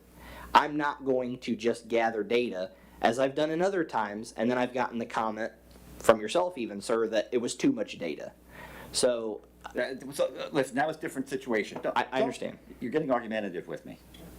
I apologize, that's not my intention. Good, okay. One more, please. Thank you. Stay on the budget process. Thank you. My only point I was trying to make was, if you want something in the weeds in that way, when we have so many other crises going on that we're trying to manage, we get through some of these things, we get through this line of credit issue, we get through this surplus property, we get through and establish these planning and zoning contracts. John and I are gonna have plenty of time to address these smaller issues, address these stormwater issues. But right now, I mean, we're risking as you know, I mean, a lot of my time is on this project, because it's not just the money now for this part, it's for the next one. So I'm not making an excuse, I'm just saying, there were a lot of critical problems here, and I'm gonna be honest, it wasn't high on my priority list to pull bills for you on the community center discussion. And if that was your intention, just let me know, I'd be glad to do it. I just don't want to invest the time and then it not be data that the commission actually wanted. That was my only point. So the point is, and it's related to the budget, is that for the purpose of this budget, all this information has been consolidated. So $65,000, which is not trivial in our No. budget, Yeah. okay? Which is why I brought up the discussion, we're trying to save on that. Right, but do you have to have some level of data to know, so as we go through this, I'm okay with, as I see it right now, but we have a lot of things that have been consolidated that way. So we do have a report. That was what I was trying to share with you. We got Florida Rural Water to come in, look at our facilities and do an analysis on that. So at some point, when the agendas aren't 6 hours long, I plan on having that as a discussion. And then not only having it as a discussion with the data, but saying to the commission, these are the suggestions they make. This is the bulb that we can change. This is the timer we can put on. This is the cost of the timer. This is how long it would take to pay off what that was and to realize savings on a monthly basis. I just haven't had time to do that right now. That's the honest truth. But I agree with you 100%. That's why, again, I say with the budget, we know we can afford this. We're prepared for slight rate increases and the potential of CPIs. Our goal is to go below that in that area. So, as we talked about for the commissioners that were here when I was hired, one of the things that I asked when I was interviewed is, are you guys okay with me going back to the basics with everything? All contracts, and like just really getting down to the basics of how can we improve this? But we're talking about a lot of areas, and unfortunately, I haven't gotten to many of them yet. That's the truth. Mayor, if I can address the commissioner on that. So you're seeing these consolidated. What I think I'm hearing you saying is, why aren't we seeing it down under community center? Why aren't we seeing it down? I can't. I don't have enough time in the day. So I put this budget together based on actual expenditures going out the door. I'm not going to sit there and open up every single Cox bill and find out where it was associated. And I don't have time for that. I mean, someone eventually will have to do that, and we'll have to provide that, something from this budget will have to move down into those other areas. So look, I appreciate that, okay, but and you're stepping up to volunteer, it's not your job to do it. So I get that, okay, it's not your job, you're going above and beyond what was ever been asked to do of another commissioner to be able to do this budget. So this is really, Well, that's why you're just seeing them Yeah, sitting there. I got But that. I agree, eventually, and maybe once Michael gets through his work, There you we'll go. be able to put those percentages in the correct areas. Okay. And I hope we are able to do that. I don't think it's gonna be done by the September budget by any means, but this is a plan. And even if it's like halfway through 27, we know we have it at least budgeted, and then we can put it down into the correct area. Just so you know, is when we're putting in the 19 different Duke Energies, they're all going into different vendor codes. So I can pull the information Yeah. for you. As I'm going through your books and getting things straightened, I'm looking, because I worked for so long with this, I'm trying to make it so I can answer your questions as we go along. Yeah, and I'll say to Michael's, Yeah. when you look, he's literally paying each invoice separately, so it's not like he's taking, every 20 locations and just paying one bill. He's paying them all individually. To his point, he'll be able to pull that data. But I understand, it is grouped only in this section. The next one is your insurance PRM, so total is $84,000 across your funds for 27. 16, almost 17 is being charged here to admin. Legal advertising, that's mostly for your budget. Code enforcement, some question why it was only $1,200, but we're going through this whole new code thing that we talked about last meeting. Postage, admin office. I feel like I'm saying the same thing over and over again, but these are based on actual payments out the door that I felt were what are considered like office supply type items. So I wanted to capture as many as I could, so that's why you're seeing that 25,000 there. so are those consumables Yes. mostly? So 25,000 a year in consumables aside from the printing stuff? Yeah, so it's items such as your Amazon and paper, your some Ace is gonna be in there, your 300-page agenda. Gulf Coast Parts Supply, Okay, so that's basically all the consumables that the admin office has, okay. well, and I don't know if it's just admin, it could be all Parks and Rec. But I needed to make sure that I got what I know is going out the door included in here, so we're not. Okay, so it's not it's potentially not just the admin office. No, for example, I have like 401 from February, so I average it out what we're paying, but this ACE, it could be all for Parks and Rec. Could be for water. Yeah, there's no way that I could do that at my level that I have access to stuff. Copier and printer, we talked about that. Memberships, so here's maybe not the right GL, but this is your property tax, diamond maps, hazardous waste. The 10,000, this used to be 13. An example for the capital outlay would be AC replacement.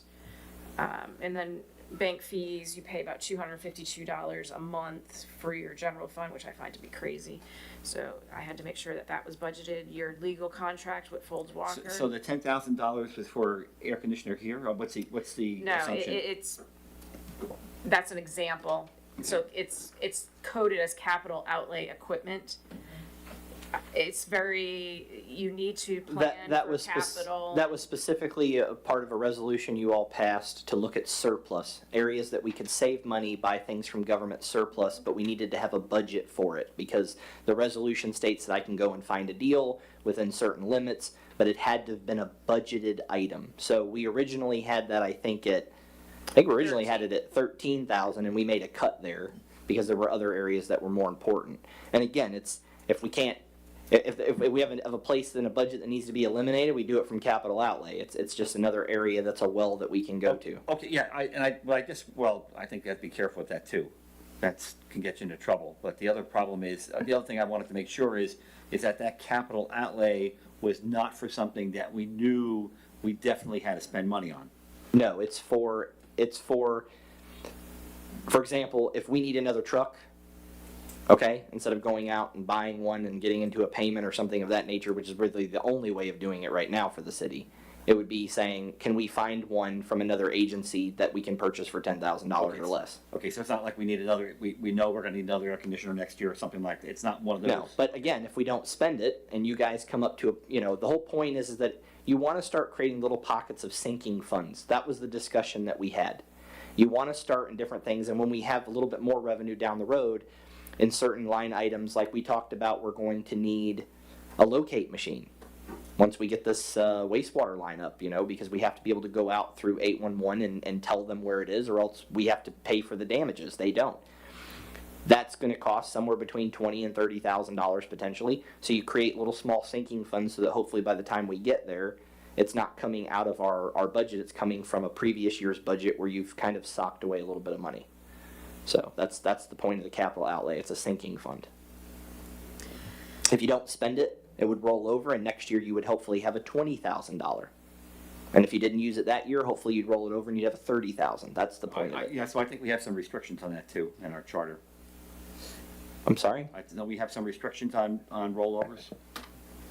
So Your charter has to comply with state law, and that's Well, and I legal think- under and I- state law. Okay, so I'll have to go back and look, but I think, as I recall, I think there's some, we have some we have restrictions on rollovers. Am I correct? yeah, so you wouldn't automatically roll it over. You would have to do that by budget amendment. Yes. Okay. At the end of the year, you'd make your budget amendment. Yeah, all this data and what we've done and what we've come short on, which is hopefully most items, is your budget amendment at the end of the year. You do it all at once. You don't do it periodically throughout.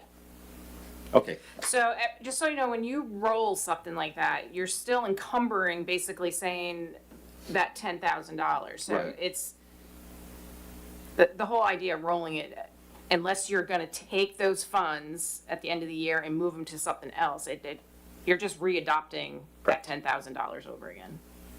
Yeah. It's rebuilding our reserves. Well, no, only if you're moving that. If you Yeah. don't spend Move that 10 and you said, oh, at the end of the year, we didn't spend that 10, okay, we want to save that 10, then you need to go put that 10 someplace Somewhere. else. Then you become, then you're accumulating, building. but yeah. Just adopting it again for 10, you're just, yeah, anyways. As an aside, just for record, we've been up with YouTube for an hour and a half since 7 o'clock, so we're back live. Legal services, we all know what that is. Your professional services, the jump here, you have your J&S accounting, crime prevention, SciMed. well, go back a bit. So Sure. on comprehensive planning cost, so I think that's going to have to be we'll have to get a number for that.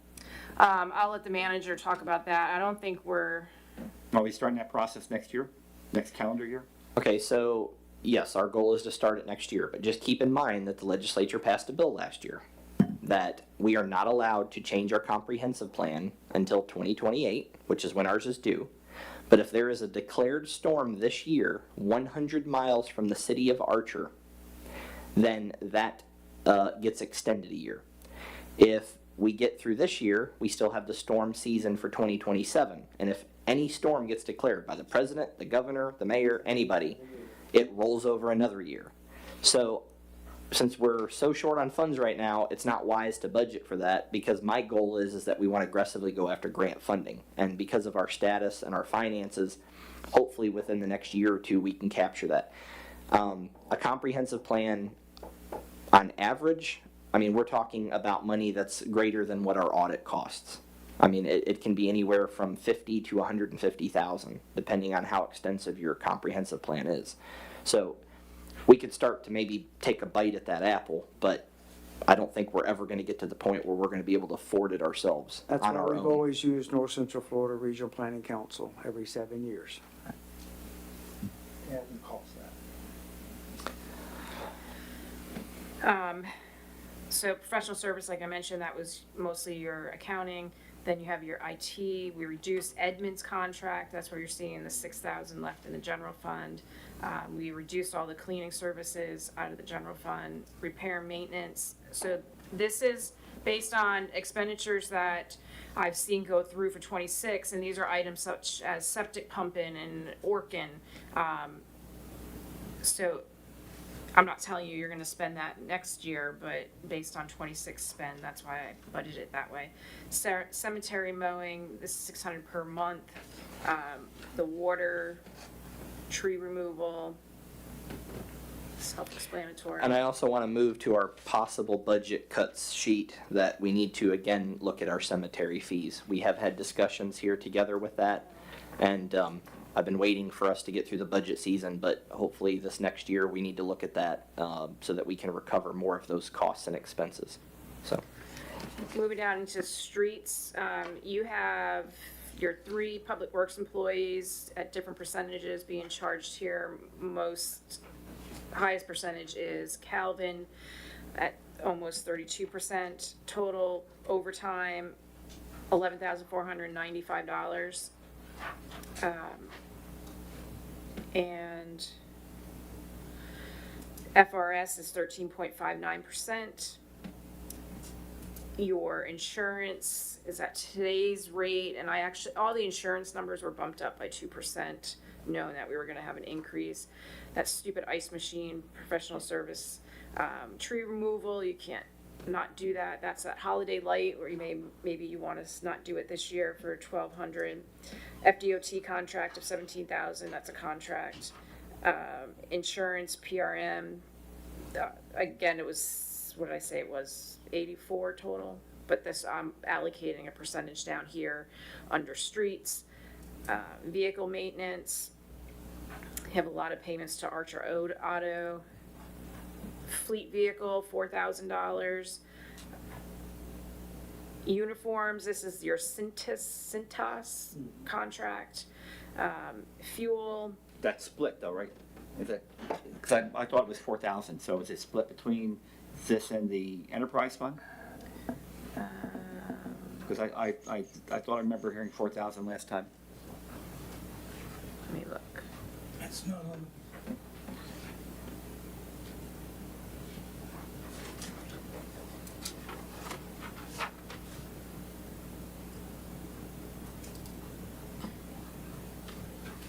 Yeah, I'll have to increase it.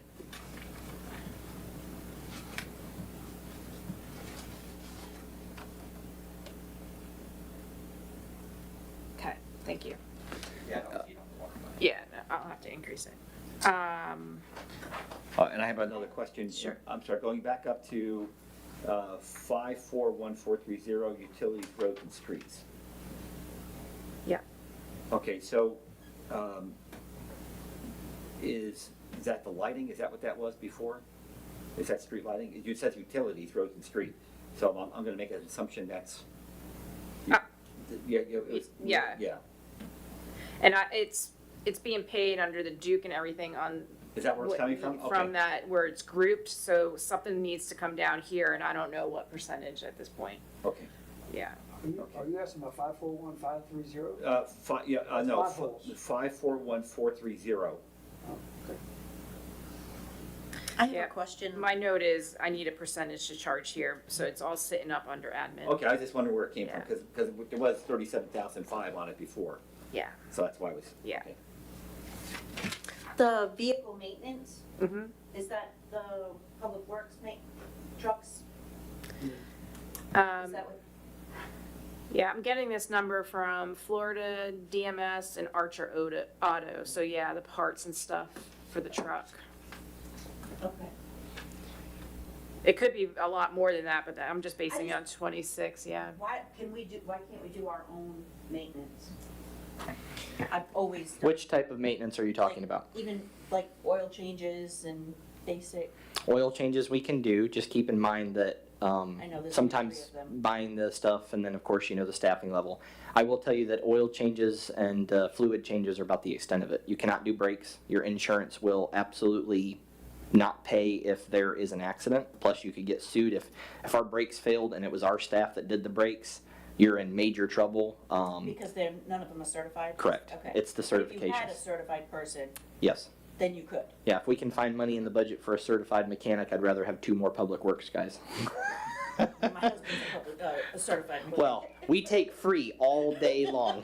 Yeah, no, but it begs the question, is the estimate that's in there reasonable? It's based on data, I believe. It is, it's based on actual expenditures out the door. It's probably not enough.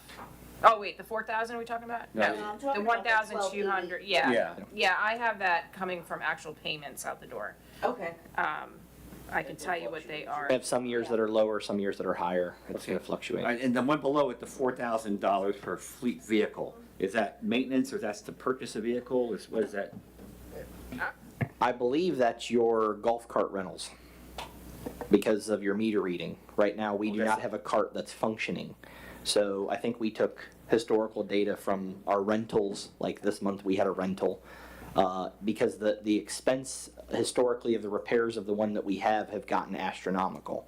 So again, that's, you go back to your $10,000 in your surplus, if we can find some sort of gator or some sort of side-by-side. Golf cart for 9,000. Right, Like but brand new. exactly, so that's why I'm saying that's where that 10,000 surplus comes in. If we can find one at a good rate, we'll get it and then we can save in that area. But for the time being, until we figure out how to solve that or purchase one, What's the name of that company that we use? There was two, I think. yeah, there were two, where we Gulf had one, Coast Parts, no. yes. There was a company out of Williston that the city was It was Dan. yeah, that was using, and they had a cart that they had purchased, Mr. Hammond had purchased a while back, and basically it would work for about 2 months, and then a bearing would go out in the same wheels every time, and it wasn't a maintenance issue on our part, and they would charge us like $500 to fix it, and they would have to rent another cart.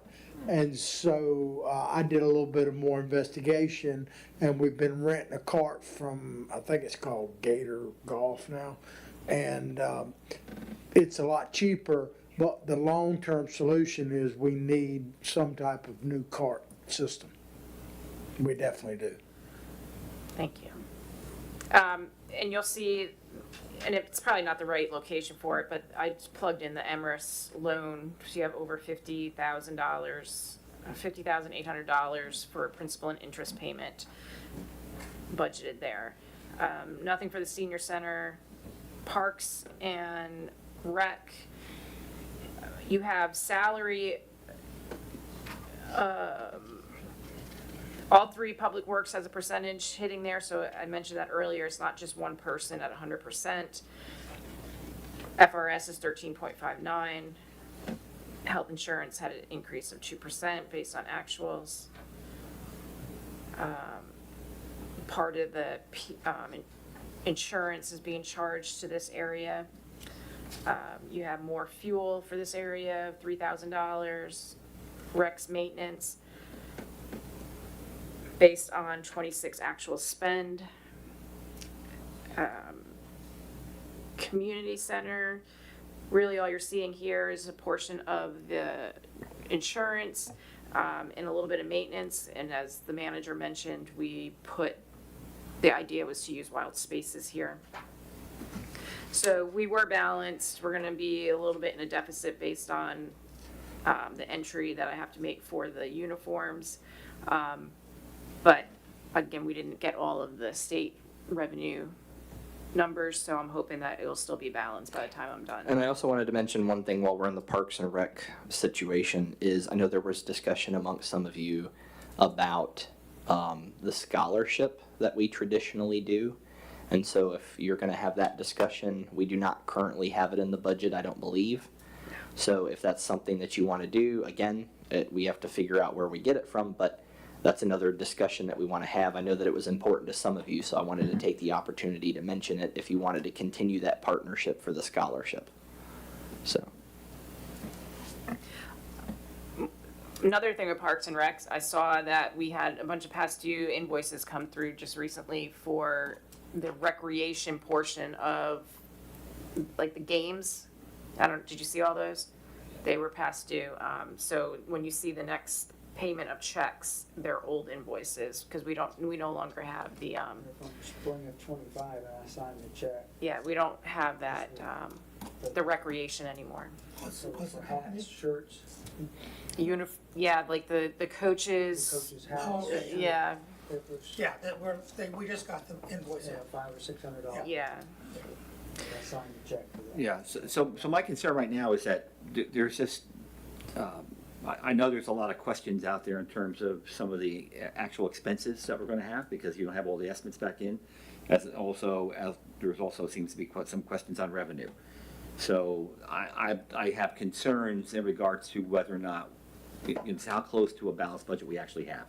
I don't understand what your questions of revenue. You're almost, You were saying that you don't have all the, I think I remember saying that you don't have all the numbers in from the state, right? right, so the way that But that's this gonna works. increase what we have, not decrease. Well, it could decrease, I mean, but Well- it's gonna be just thousands movements here. So I just want everyone to know, so I look at your, like, 4 or 5 years worth of revenues based on these categories and what you're collecting.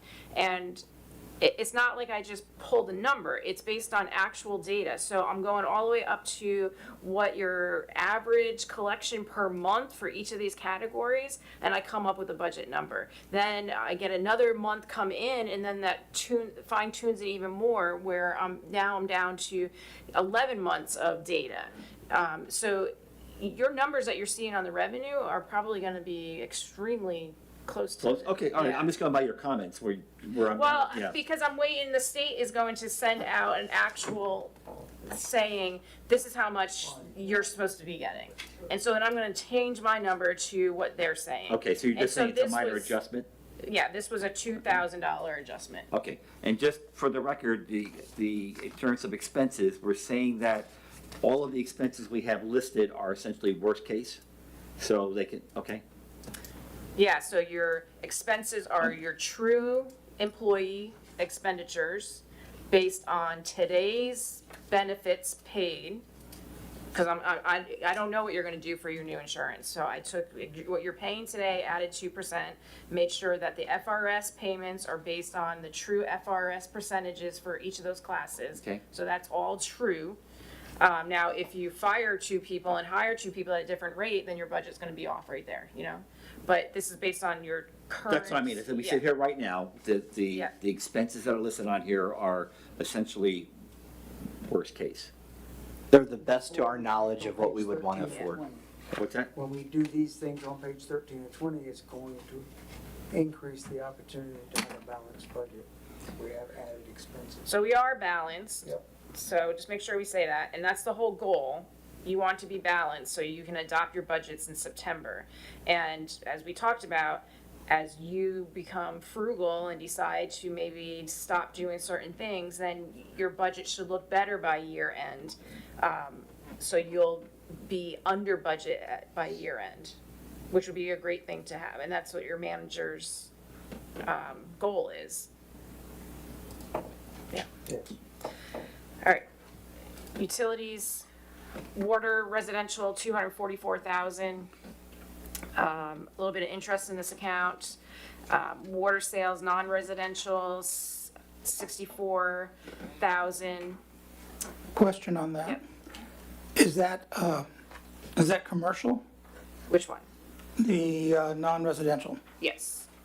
Did you take in consideration that you got a 10% adjustment on that as well? To the 1250 a month. Because what you did, the 10% adjustment that you pushed over to the general fund for use tax does not include that number.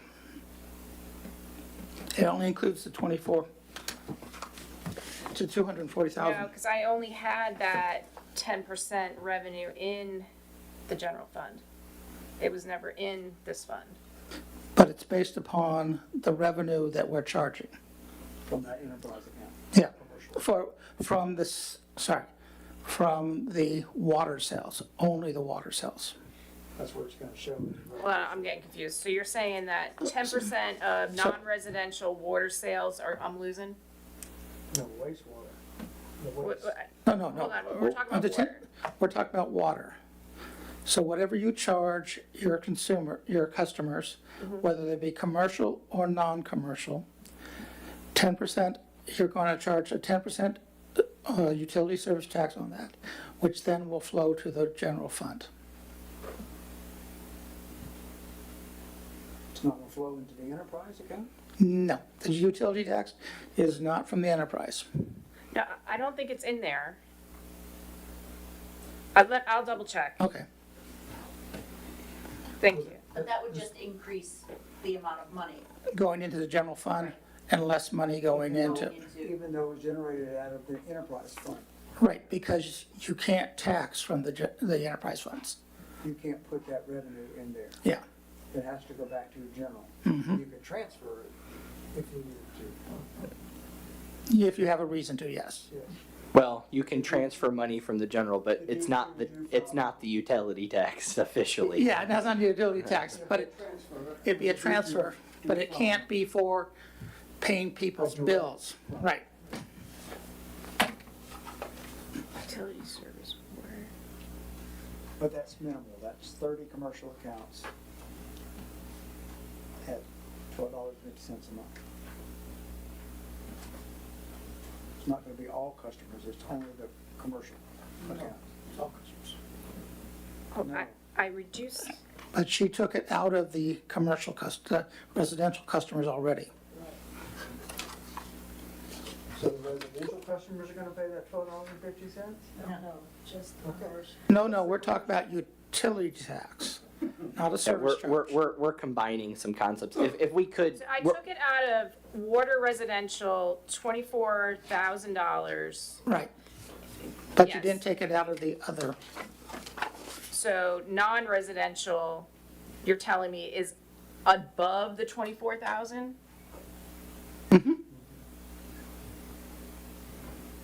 Okay, so when we talked, I thought it was a total of $24,000 of utility tax needs to come out of the water and put over to the general fund, which I did. Correct. But now you're But saying. no, you did residential, you didn't do commercial We need to add the commercial, portion. $12.50. All I said was that it's. No, it has nothing to do with $12.50. No. Anybody who buys water from the city, Uh-huh. you have an ordinance that says that there's a 10% utility surcharge. That includes your people who come in to live in the city, companies that work in the city, and also if you're selling bulk water, that includes them as well. Unless your ordinance says something different. so he's saying it's gonna just be your entire meter count, not just the residential meter count is what I'm hearing.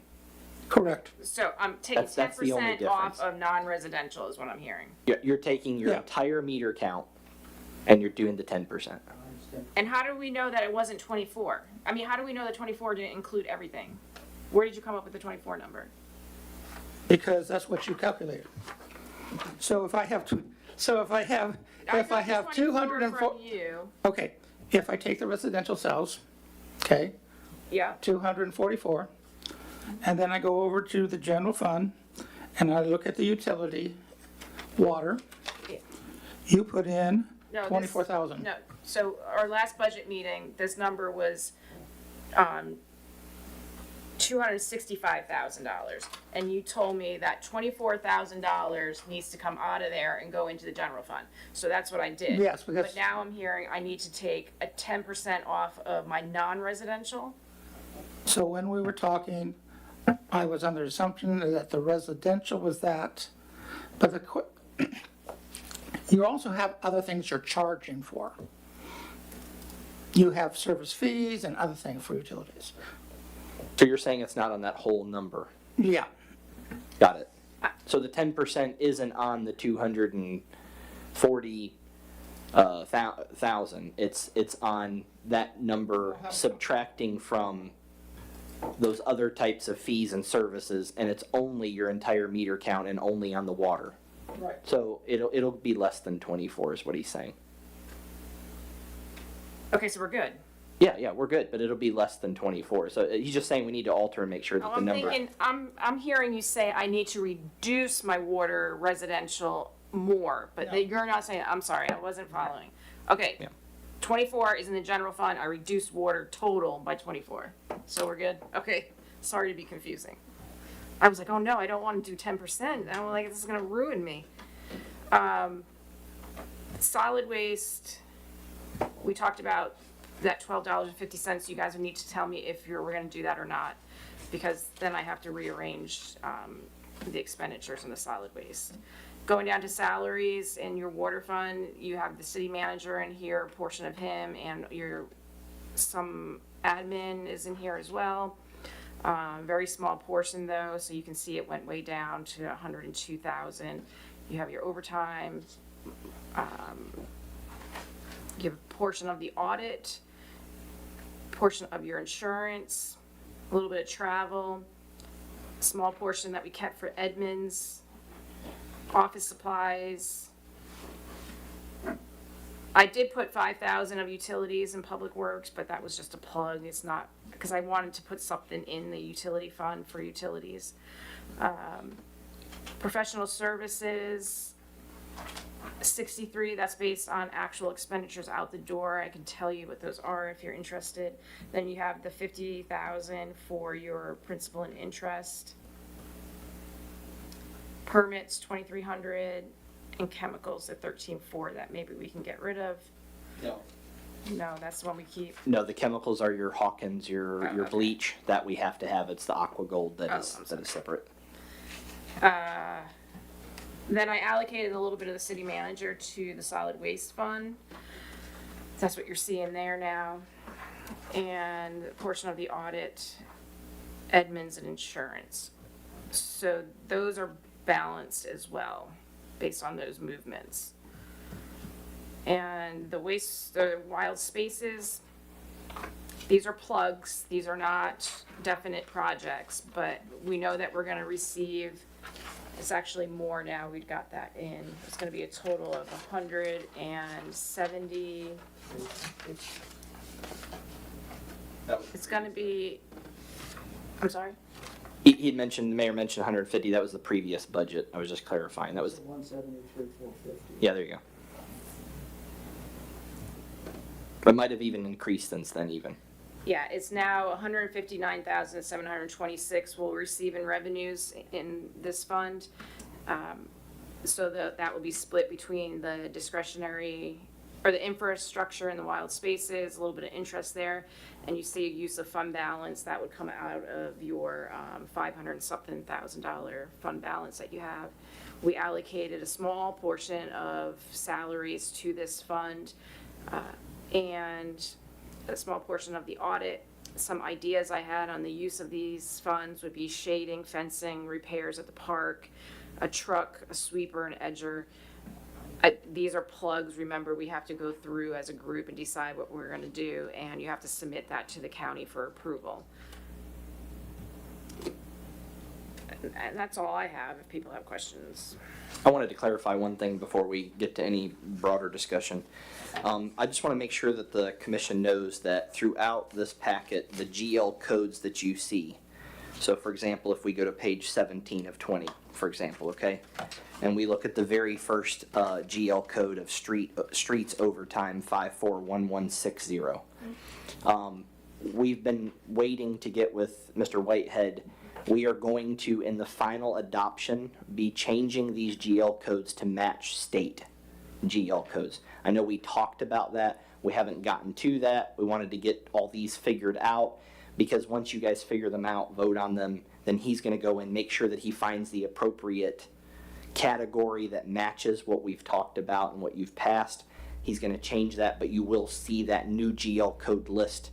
I just don't want you or anyone else to go, wait a minute, we had 2 budget workshops, we saw these numbers, where'd all these new numbers come from? It's an update to get us in line with the state as opposed to having these separate. Okay, so once those GL codes are done, I understand that.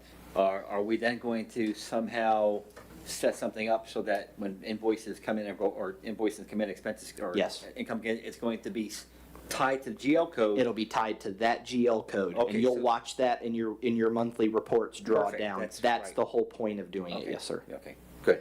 When that conversion happens, are we gonna have a cross-reference what the old number was and the new? You will in your, Can you do that? you will in your audit specifically, but yeah, we'll maintain records And for that reason specifically? Yes. I just, But that's why we want to start it with October 1.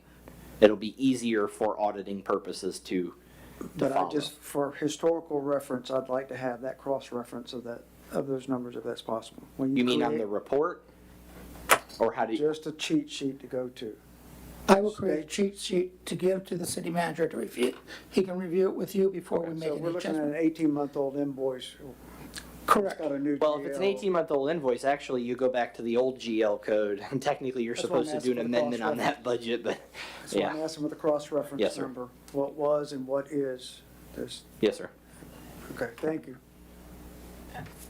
Just a reminder, I need clarification on what this group wants to do about that fee. The $12.50, I'm good with the $12.50 because it's commercial accounts, and I do agree that takes some of the burden off of doing it to the citizens, I agree. residents. I agree with Commissioner Bailey. I'm in agreement with that statement too. I am as well. And I'm not, but I'm the minority, so it's okay. Okay, so the next one you'll see, which I'll provide to the city manager to provide everyone, will still include that $12.50 fee. Okay. So I have a couple things to talk about. And if we go over, I think it was page 13. Might have been 12, I don't know. Let's see. 12, the assumptions. So apparently, when I wasn't here, I think I was sick. I guess somebody made a motion to add the city manager's position as a full-time position, I guess. And the budget is reflecting adding that. I disagree. I disagreed from the beginning. We came up with a part-time position so that we can save money and we would be able to get things in order. It's only been, a little over 6 months. And I'm not saying that he doesn't deserve to be full-time, but we came into this understanding that he was fine with full-time now until we got everything in order, or close to being in order. It's not close to being in order. So we're talking also about how do we find money if, I think that's Amendment 3 passes. How do we, find this money between $50,000 and $100,000? Well, part of it is keeping things the way that we should have had it from the beginning, which is have the part-time manager, and we continue, because on a personal note, if I am having financial problems and I make a change and, cut something, I am not going to just increase it because the next month it starts looking good. I'm going to keep whatever that item is, I'm going to keep it cut until I know that I'm above water. So I feel like, that's the same thing we should do here. And I could be the minority in that, but just like I was when we voted for the contract. I was the minority, I don't care. I just believe if we say we're gonna do something, that is what we need to do. And I stand by that. We made that decision for a reason. I love what they have done so far. So it's, not that I'm saying, oh, never. That's not the point. I think that we're jumping the gun right now because we have too many things that we need, that are unknown and that we need to do. So that's where I am. Anyone else? Is that all? That's where I am, yeah. Oh, Yeah, I just wanted to make sure. Yes, ma'am. did you want to speak, Commissioner Ross, about anything? Not right now. Okay. Yeah, so I have a couple of comments. Yes, So sir. if we didn't have the grant stuff, I would tend to agree with you on that. But the grants are a big problem, are not a big problem. They're a major concern and they're a major risk area. And so that's really where I think, if we had if we only had what we had to see here in the budget, and that's it, I would kind of lean towards what you're saying. But because of the requirements in the contracts, we are required to manage these things. And as I think I'm not sure if you heard or not when I mentioned it, I went through the contracts very closely with Kern. And I was really concerned because there's a lot of risk that we have to manage, and we have to manage it carefully. So if you take that and you add that on to the other requirements that have to be run to run the city on a day-to-day basis, at least from my perspective, it requires a full-time person to do that. But again, that's my perspective. If we didn't have the water project going on, I'm sorry, the wastewater, thank you. If we didn't have the wastewater project going on, I would probably have a different opinion. But it's the wastewater project that really concerns me and where it needs to be managed. That's my concern. Okay. So, we have two part-time we have two part-time managers, manager and deputy manager, which equates to a full-time, according to the amount of time, is what I'm saying. So, if we only had one manager,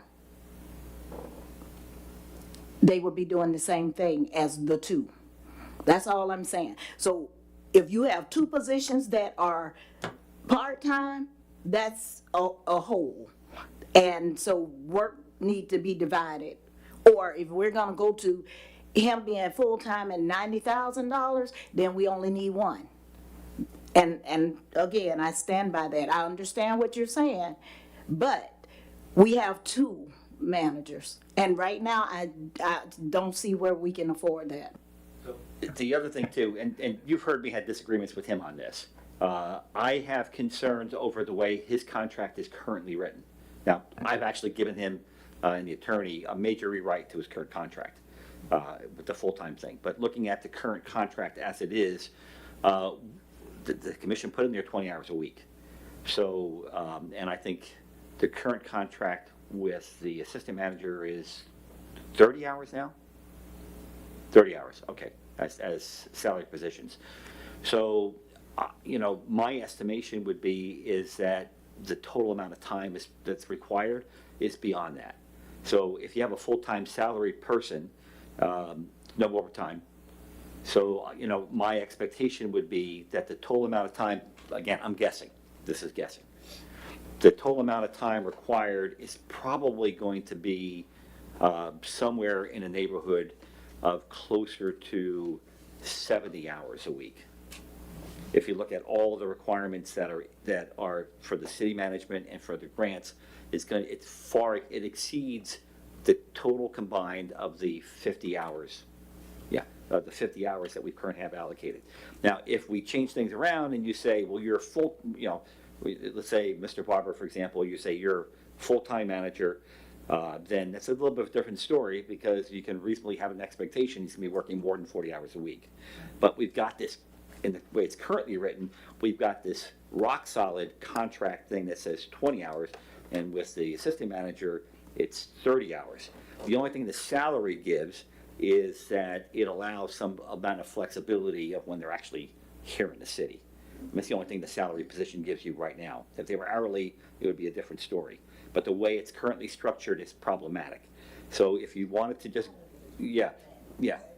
Well, no, the way currently structured, it's kind of problematic the way it is. So the only other thing I could think of would be if you maybe went with one guy, or one person, I shouldn't say one guy, one person as a traditional salaried executive.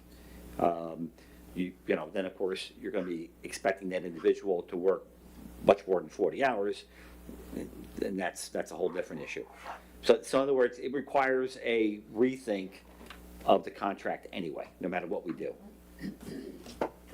Yeah. I'm sorry, Coach. Anyone else? Commissioner Fiore?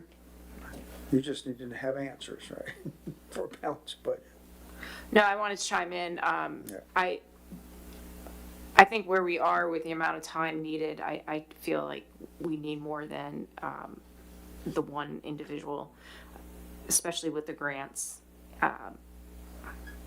And I know that citizens say, Karen, you were so vocal being out in the audience and now you're so quiet.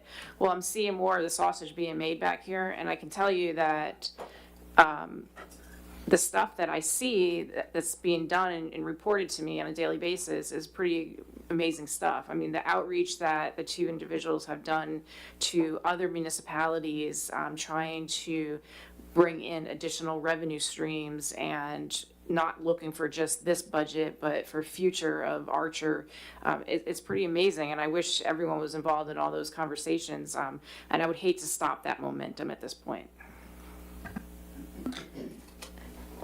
And that's what I was saying, it's not to stop the momentum, and it's not to say never, because I do think that they have done an awesome job. So I'm not diminishing that at all. I'm just saying I don't think we're ready to make that step, but I will relinquish.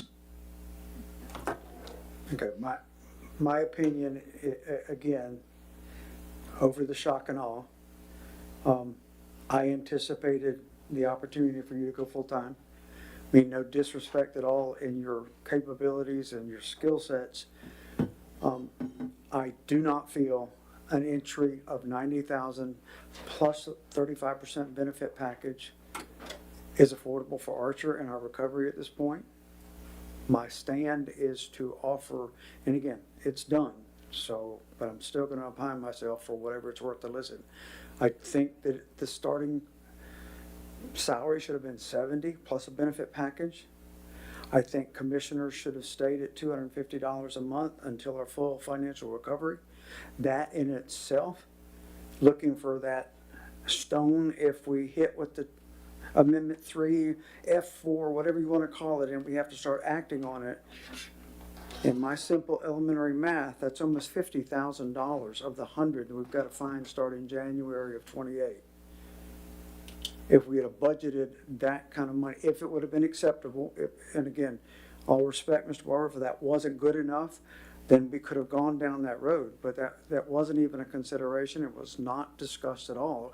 We didn't discuss that. It was just became a budgetary number of 90. I don't remember any dialogue up here. If it was very brief. It was just 90 plus package. I asked that, Mayor, And what you would like to have in there, and everyone agreed that that was a good starting I point. did not. I did I not. didn't, so it must have been when I wasn't here, because, yeah, Well, because. I've been here at every Okay, meeting. well, I asked that question, and I was given the guidance to include that, so I don't remember who was up here, but. Well, it's not locked in concrete. I mean, it's the discussion It when I was was a here. number. It just- It's to just a build a number. budget on. And so It's a number. after the fact, I'm discussing it for whatever it's worth, just so it's on record. I don't think 90 was appropriate. And again, I mean it with the greatest respect, Mr. Barber, but it's not like you're a tenured city manager. Your skill set is extremely strong in the utility and what we have before us. But we are outsourcing, and we should be with our planning. We're outsourcing codes administration that has always been under your purview, not yours, but your position's purview. And again, I understand fully changing the direction, and I see the value in that. But that's going away and going to be contracted services. Codes administration, that was always planning and zoning administration, always under the purview of the administrative city manager. We're outsourcing all of that. I fully understand why, but I don't understand why the salary package is at 90 plus a 35% benefit package when we're outsourcing those services. And then add the fact, and I understand the project and being here, being there, but again, only 2 working days committed to for staff and the local community. That's the necessity in having the deputy city manager be available here to take on that operational oversight, if you will, on a 4-day work week, or whether we ever consider a 5-day work week again. It's just, it's unaffordable. And I'm stating that, and I think we're going to get to that point where we're going to have, I feel the Amendment 3 is coming. And I think whether we're looking at it now and starting to plan this fiscal year, or whether we wait until January of '28 to try to do something about it, we're going to have to find $100,000. And we've just expensed half of that in this fiscal 26, 27 budget when we could be saving it. And I'd love to have, I'm excited to have $500 a month again, but I don't think we can afford that. And I know that that's a low baller when you guys want the $500 back. But that FRS is a killer. I appreciate the retirement. I appreciate knowing that that's coming, but I knew when we said we were going to convert to the FRS, how expensive that was. You look at these numbers on that retirement, it is astronomical in the expense on that. Much needed to be competitive. I'm certainly not disrespecting you at all in having this conversation, but this is a reality check for us. And Mr. Mayor, what I'd like to make a recommendation is that we open up we've had a lot of conversation for hours. I'd like to suggest that we open it up to the two people from the public that are here to see if they have any comments on everything we discussed. I would really like to hear some public input if they're willing to make comments on it. Before we leave, we do have, again, for Commissioner Fiore and all the tremendous, I can't commend you enough. I thank you very much for all the due diligence. And I knew it when we had conversations a year ago when you were out there. I said, would you ever help us? And I thank you very much. But we do have a list of wild spaces, public places, things that whether we table this until our meeting, our regular commission meeting, I don't care, but we have some delineated things that we need to spend money on or plan that would help just to have that outline of know where our funds are. That's why I keep asking how much Yeah, that is. Mayor, if I may, that's going to probably have to be a workshop on its own, and that doesn't need to be finalized for Tonight your at all. adoption of the budget even. Right, but because you've got a placeholder for it. That's and right. it could grow, and that's why I asked you, Yeah. aren't we going to have like $500,000 in a cash flow balance Yeah. there by the end of this fiscal year budget? So we certainly, we owe that back to our citizenry to start giving back to the community with funds that are afforded to us from wild spaces, public places. That's my commitment about that. And the physical things to help our parks and things like that, like not having working water fountains in our parks. Sorry, I'm getting off track, but certainly we can. Mayor, could you poll the group to see if they want to keep the commission salary at 2 times a month? or Absolutely, one? it's just a roll call vote. And again, I'm not trying to disturb any of you all. I just wanted to opine myself to let you know the gap that I'm feeling and be honest with Mr. Barber and say that the opportunity with this creative way we're working is, hey, I'm all into creativity. But I know what we can afford and what we can't, and I know how expensive that 90 plus the 35% benefit package is. Where are we going next year, and what is going to be the expectation? That's all I'm saying. So yes, we'll take a poll now, so if we can, on whether we feel that the budget for our administrator and the organization that we have and what's being offered specifically for Mr. Barber, but even for Mr. Martin, because as late as this afternoon, you got clarification that it only takes 30 hours to be able to enable him to participate in the FRS. I was on the phone today trying to find out from who I could, my connections, is it 32 or is it 30? Does it, I was referring to the city commissioners Right. receiving 1 payment a month or 2 payments a month. I think we're talking 2 It was different always things. one. One, It just a monthly it was check just for $500. Oh, okay, Mine is well, your- But I'm good with the 250. 250. Yes. I'm talking about 250 a month. not Yeah. I I'm didn't sorry. realize it was in 1 paycheck. I wasn't Yeah, around it's a then. monthly, but anyway, yes, Okay. well, let's do what you've asked for. Let's poll the commission. Commissioner Lewandowski, are you happy with the budget setting aside 90 plus the benefit package from No, Mr. that's Blum? 2 different things. 2 different questions. No, we're talking about your salary, my salary, nothing to do with Barber. Okay, just the commission salary. That's right. Okay, let's poll for that. Commissioner Lewandowski, do you want 250 a month or 500 a month? 250. Commissioner Fiore, 250. a month? Yes. Okay, I'm sorry. Vice Mayor Bailey? 250 a month $250 a month from a budgetary consideration. right now I mean, I know what I want. I want $1,000 a month, but for this, yeah. in respect, Commissioner Rossi, what do you consider is fair and equal? $250 A month. a A month? month, Okay.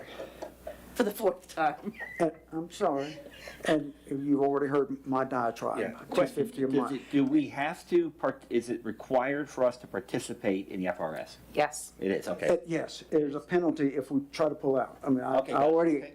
yeah, I did my homework on Okay, so that I'm a year gonna ago. change the numbers. You'll see it one time at 250, the next run. And again, I did not have this conversation starting with us.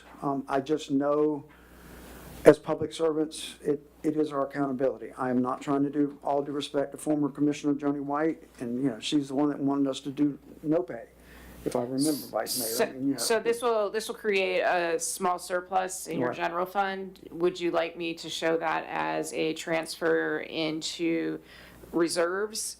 Yes.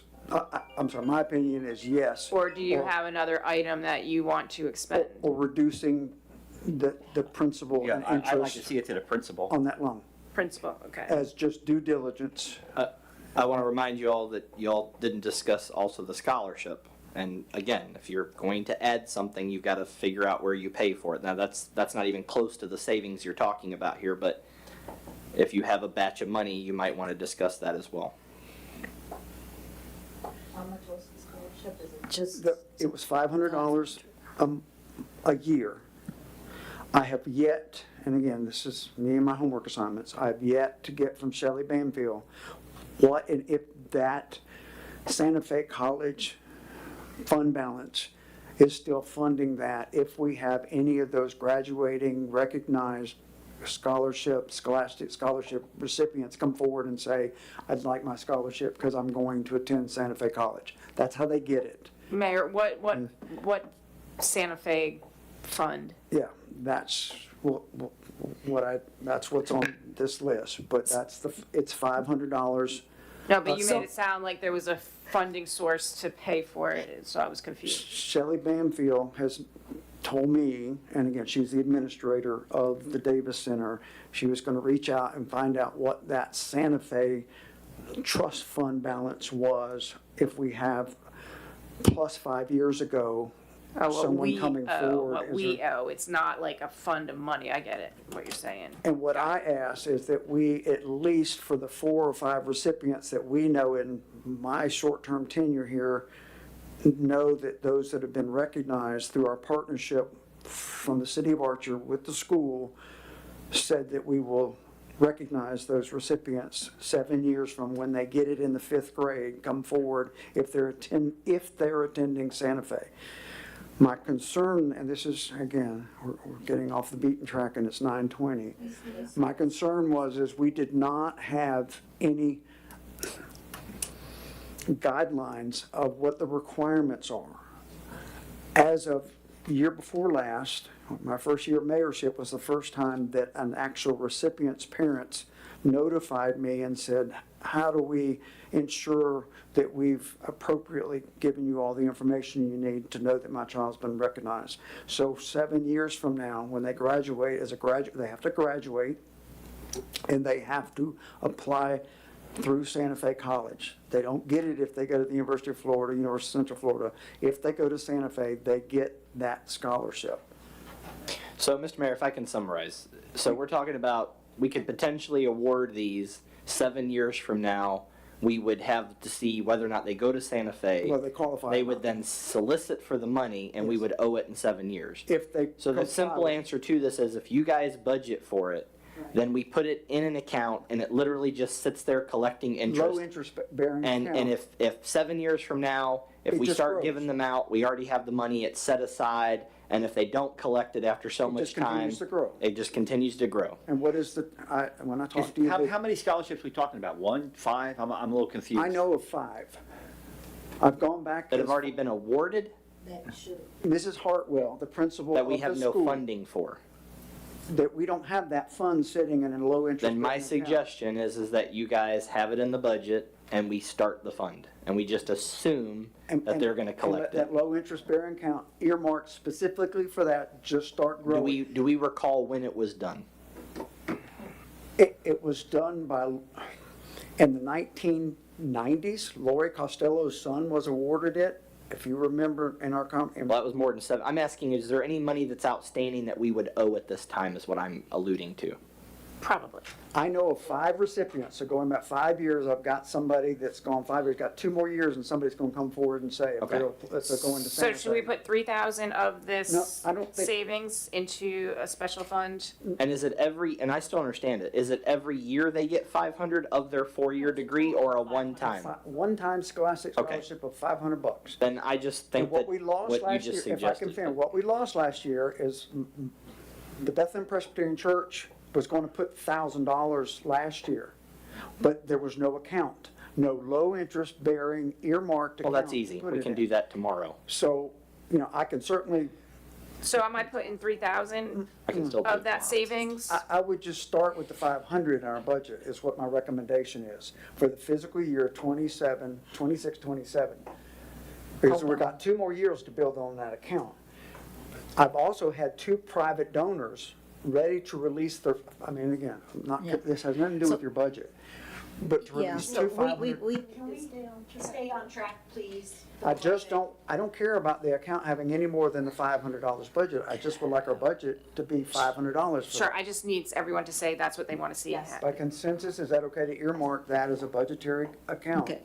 So are you talking about the money, the 500 that we were gonna get, that we went back to 250, you're talking about that part? Yes, Okay. originally everyone said put it to principal, but now I'm going to take 500 500 of that and then put the it balance in. go. Yep. Is Thank that you. by consensus acceptable? And Yeah, then that's Okay. earmarked? That's fine. I think more than 500, because what if it's more than one person? At least 1,000, I would say. Well, and I'm belaboring, but the excitement that I have is if we open that account, earmarked specifically for that, you're going to, whether it's the 501c coming forward or the church or a church or multiple churches, you're going to Mr. get Mayor, donations. we have a $500 surplus in this year's budget. How about we open the account with 500 now, and in October 1, if you guys earmark 500 more, we put it in there. And have a GL account to assign to it for this partnership can do with that. Scholastic. Yeah, I'm okay with what Mr. Barber just said, but I'm against doing anything else further until I see something in writing. I need to see something that says what the criteria is, what the setup is. And that's what I'm committing to get from Shelley Banfield, because I know Santa No, Fe. no more than that. I need something that describes what this trust fund is. Who gets it, who does what, I what have the 5 criteria. recipients that have received it in our partnership with the. Do we have anything in writing that describes it, other than your memory? No, the principal has it, and what they got it for, and how they got it. The whole program that they have at the Archer Elementary School, and we partnered with them since Joni White was here as a commissioner. We could, Commissioner, John and I could reach out, have them Please. come in and talk about it, present what it is. But for what I'm saying for right now is if you guys want, I can go open it, it's an account, it's $500, interest bearing, and then we can earmark it in the budget. We can always amend that if we need to. Yeah, The te- I'm okay How with it doing that. works, Commissioner Lewandowski, is the teachers, through peer recognition and evaluation, choose the recipient to receive it at Archer Elementary School. We have no bearing in that at all. What we're supporting is that, in that partnership, funding that scholastic academic scholarship. If that's the case, then there should be a resolution that memorializes that. I concur. So let's, if you would get But that your other, information. let's your get other that. SOP about how do they get it, what do they do it, that's what I'm getting from Shelley Banfield, so that we Okay. just copy that. Okay, Yeah. point of order. Yeah, okay, Point of order. all right. All right, so by consensus, we're accepting 250 instead of 500. We've already done that. Yeah, we Okay, did that. all right, I'm just capsulizing that because that's a savings, and we're just summarizing 500 of it. We'll open up the account, and you will report on that, Mr. Barber, to us as an interest bearing, and By resolution, we can do that Yes, sir. as well. I'll get the presentation. And that's what will spearhead the additional funding into that account, because that's why we lost it last year.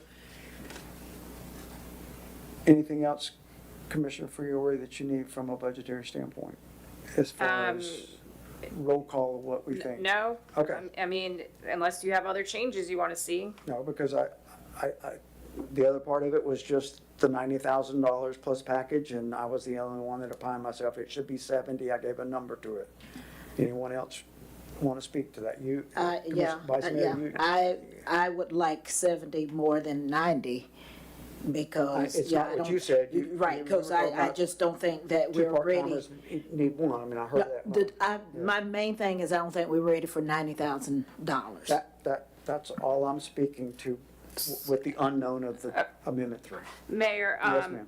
so If we need you're a not going to get someone of Barbara's quality, caliber, if that's the right word, for $70-some thousand. And I'm gonna be honest, I don't think he would stick around for that. The fact that he's sticking around for 90 is probably pushing it at this point. He's probably taken a pay cut at this point. And we're already in a groove with this grant, and I don't want to jeopardize all that. And what are we talking here of between 75 and 90? That you're going to go out and then we're going to have to find another manager and we're going to sit on our butts and we're going to reassign an interim city manager again. And then we're going to say, oh, let's make that contract go another 6 months. And then where are we going to be? There's so much happening right now that we need to keep moving in that direction. And I don't want to lose him over that salary when I'm embarrassed that we're only offering 90. We were up here, this commission was so quick to approve a deputy city manager's salary so fast, No, not, what? no, his, Not deputy city manager, no, I meant the interim city manager salary so quickly and increased it with not the experience and to the table. And now we're gonna fight over the $90,000 salary. I'm not for reducing it. Okay, and all respect, I'm not fighting over this. Me I'm either. talking about just the scale of economics in this. That's all. And I mean, how many times I say it to you, Ms. Rob? I mean, no disrespect. And your qualifications and what can do, it's a financial perspective that I'm looking at. That's all. It doesn't mean that you won't go to 110,000 plus 35% package when we are successfully financially viable and successful with the wastewater regional system 18 months from now. I'm excited every mile we go going north right now. I just wanted it for discussion, that's all. That's the difference in the gap, that's all I'm saying. It's not to insult anyone, it's a financial perspective of it, that's all. And the reality check in that, I've said it and I'm done. And I appreciate the consideration of our own selves in 250 times 5 times 12 months, thank you. Anyone else? Commissioner Rossi, you're done? nope, I'm done. Done. Vice Mayor, anything else? Other than thank you for your consideration? No, I'm not fighting either. Yeah. I just needed my viewpoint heard. I apologize for the word fighting.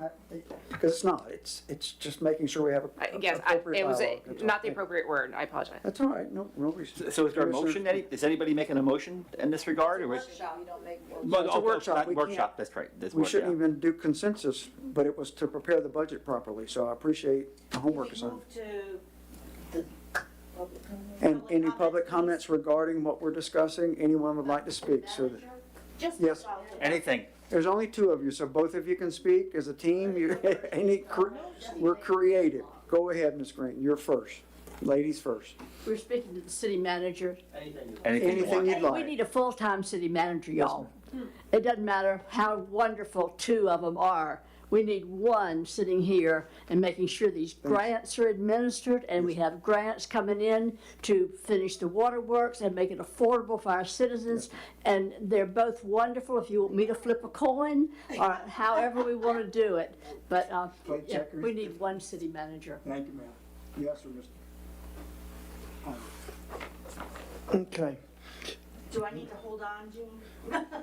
You choose, well, I've sat here for 3.5 hours, so I'm gonna need more than 3 minutes at this point. That's fine, I didn't turn that off. Okay. I adore Miss Green. And it's good to need and to want, okay? But it comes down to, what can I afford? Mayor, you were on a roll tonight. Now, I was ready to jump up and cheer you, okay? And the vice mayor was right there with you. What can we afford, okay? You have to, gosh, I would love to give scholarship money to the city of Archer or the Archer School. That would be awesome. I'd love to have a July 4th fireworks show. I'd love to have holiday lights. But in reality, even though I love those things and they're awesome, and I envy what Newberry's doing up there with their $7 or $800 million budget, our revenue is $900,000. That's it.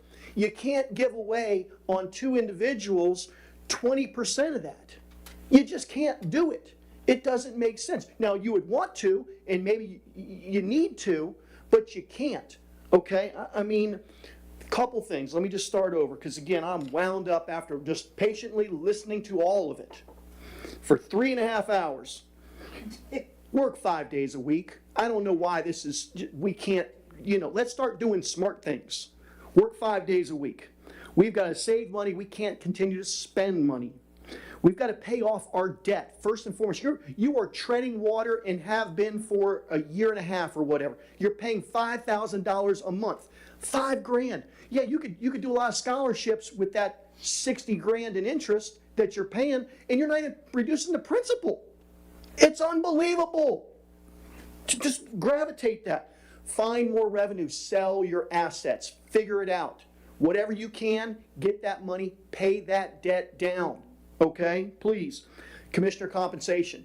I can't believe you put full 1, 2, 3. The 3 of y'all came up here and listened to your campaign speeches and all this other stuff. What I'm going to do to try and bump that up is a bad look. Okay, it should be half, or if you want to be a hero, make it 0. That would really, when people, hey, how bad is it in Archer? The commissioners don't even take any money. They don't even take any money. That's how bad it is. I understand the 250, but I'm just saying that's a hero move for you all. And that the optics of that, it would be phenomenal. No travel. None. Can't afford it. Overtime, take it out of the budget. Don't even want a line item in there. I would disagree with the semantics of it we got to have the budget in there. We have all kinds of things that break down that aren't in our budget, and we have to do them. We have to fix AC for the community center and whatever else. We just have to do it. It wasn't in the budget. We got to do it. We've talked about this. We're 8 months into Mr. Barber revisit all the contracts. I can't believe that hasn't been done yet. We need to do that. And speaking of that, when he hired on, he knew, Mr. Martin knew what the deal was. This isn't a surprise. They didn't come in here and go, wait a second, y'all are broke? Oh, I didn't know that. If I heard the attorney last meeting said, Mr. Barber is under contract for his current 20 hours until next February or March, something like that. And I could be wrong, but if that's the deal, he signed up for that, okay? Now, granted, I would love to have him full-time.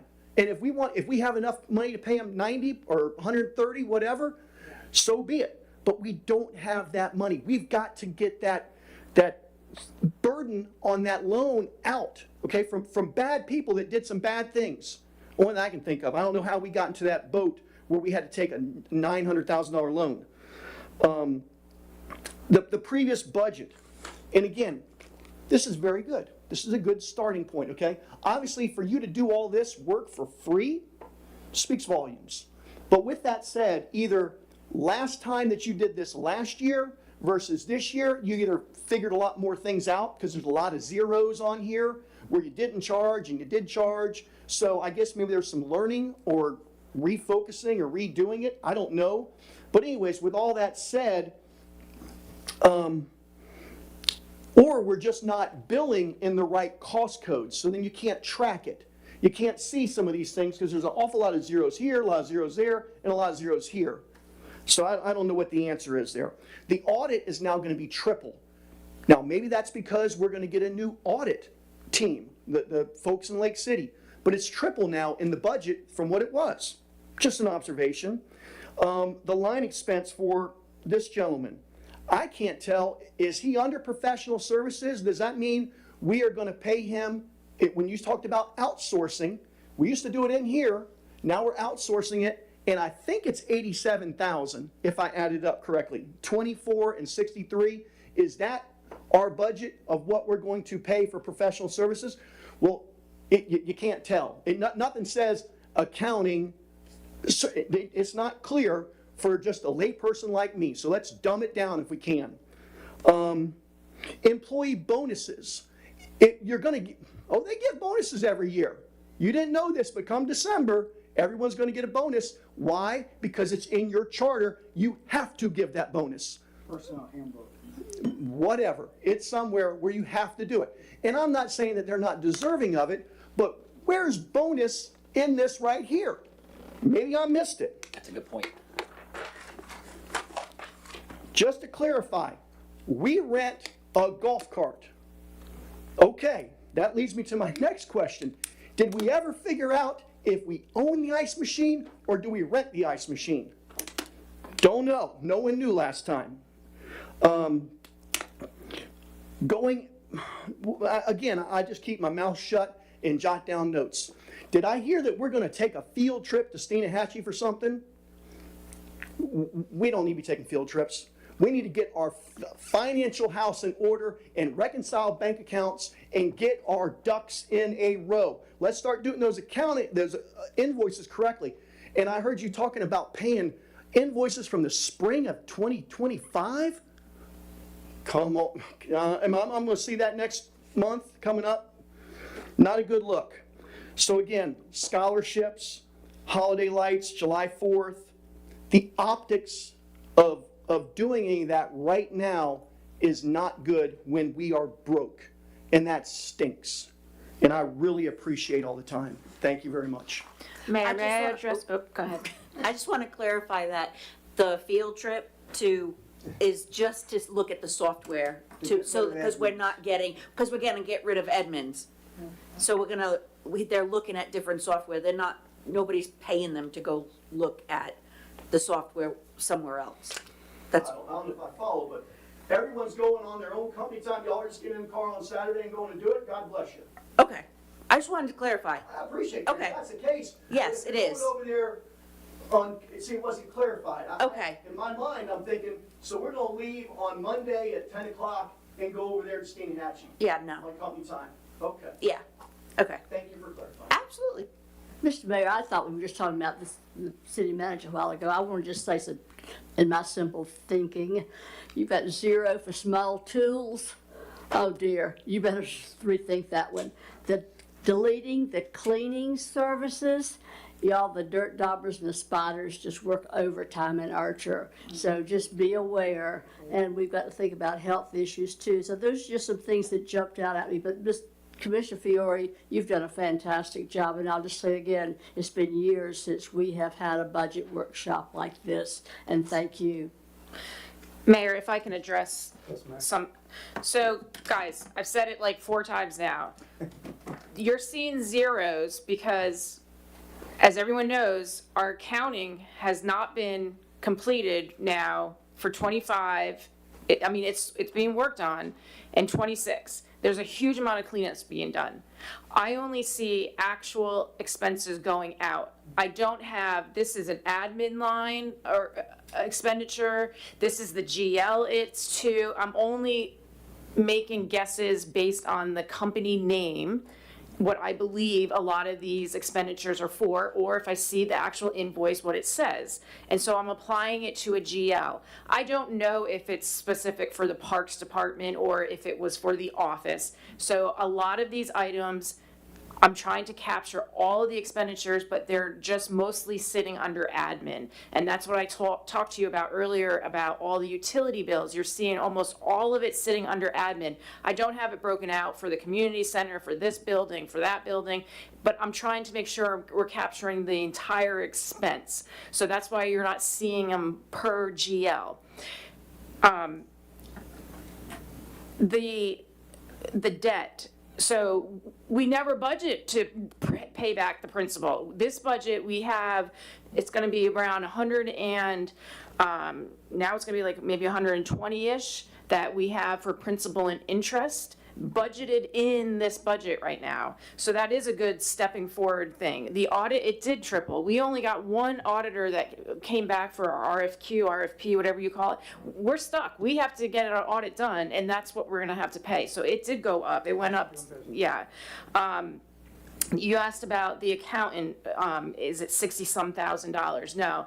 So it's in here for, I think it's close to $25,000 for fiscal year 27. 26, you may see that comes in at a higher number because he's doing so much extra work and overtime and cleaning stuff up that you're not going to see that come in at 25,000. It's going to be more for 26. But for 27, that was what the estimate was. You cannot, and you will never see a budget, and if you do, you need to show me this because it is not how accounting works. You will not see every single GL for every single specific thing that you want. You would have trillions of GLs. So I can't provide you with a GL specific to only his services and only so-and-so services because you would have 1,000 GLs. So that's just not how it can work. And if I put next to it a note on every single item that I'm saying is professional services or is supplies, the notes would be so long, it wouldn't make any sense. So that's why you're not seeing like all the detail next to each of those GLs. What other things did you say that you Let me did? jump in there while you're thinking. The surplus properties. You Oh, yeah. cannot put that in a budget. Right. But we know we're acting upon, I'll say it, and you can hold me to it, and you can fire me as the commissioner. $350,000+ in payments going out. She fusses at me because I keep talking about that, but when that comes, we've already committed that's going to a debt, to pay the debt service. We're not gonna go to Tahiti or go to field trips with that. But you can't build that in a GL on a budget until the surplus properties are identified, appraised, and I've had to calm myself down and slow that train down to go through the process, and thank you, Mr. Barber, for that process. It's a process, it's a plan, it's a dashboard to know that that's going to the debt service. You can't put that in fiscal 27 budget, but it's our plan. Right. And we know the scope of that. I'm not an appraiser, but I know what the people coming forward are saying, I want to buy it, have talked to me about it. It encompasses $350,000+. And it's not the whole amount, but it's there towards that debt service. So we're not talking about $800,000. We are right now, and it has to be budgeted as such, but we're paying towards that with what we've got in our built budget. And I thank her for that, because we didn't have that last year. All we were paying is interest only. And But there is a plan, the- Mr. Arnold. The two more, so thank you, Mr. Arnold. I do not have the bonuses in here, so I'll make sure I do that. And it If I can interrupt, the reason why you don't have them in there is because we addressed that in the next few months, we were going to change the personnel policy. Okay. So we do not have any intention of handing out bonuses. This was already a discussion at a meeting. meeting. You all directed me to change it, to get the policy. One word. I'm working on it with the attorney. Okay. As soon as that's ready, you all will see it. All We right. will not get One word in December that policy. to pay those. But Will we or talked may? about specifically in that discussion, we weren't going to do one item at a time in the policy. We're developing an entirely new policy to not just address that issue, but to address many issues. Okay, I just wanted to clarify I that. forgot all about that, but when he mentioned bonuses, I was like, oh, no, I don't have that in there. And So, we should. okay, Perfect. And the small tools, again, it's just because I don't have a budget specific to that, but that doesn't mean that overall in like supplies that it's not already addressed. I haven't been able to put it into all the specific GLs. But yes, I do agree, you're gonna have to have a budget for small tools. I just want to say thank you to Karen and to Donald for all the work you've put into this budget. And, yeah, that's all. Ditto. Yeah, yeah. Yeah, so I think that we're gonna have, we need to have for the next commission meeting, we have to have a discussion on the manager's contract. So I think that needs to be added on there, because we obviously have to have discussion on it. And I think the best way to do. Thank you, Ms. Green. Thank you. The best way to do that is to look at the contract, because the contract I propose is significantly different from the current contract. So that needs to be taken a look at, so that the discussion on full-time versus part-time, whatever the salary must be, needs to be within the context of that contract. And that needs, we have no choice, we need to do that next meeting, so we need to make that decision one way or the other. I'm sorry, before we go, on our agenda for this workshop, we needed to confirm the dates in September. I thought we did that the last meeting. I just want to make sure everybody's good with what my calendar has. If I can just review it, please. On the 17th, I'm sorry, on the 10th of September was adopting, first reading the budget and the millage, correct? As a workshop function. If it's a workshop function, we can't act on it. So Wait a minute. it's a special call meeting on the 10th for the first, for the No. No, that's It's the our, 14th is the first reading and the 28th is the 14th on our second. commission meeting is going to be the Yes. first yeah, reading? that's our Yes. meeting, yes. That's our meeting, and the second one's going to be the 17th? No, the 28th. Yeah.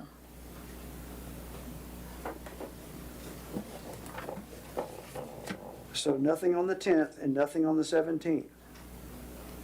No. Okay, because that's in writing somewhere. Not of September. On your website, Yes.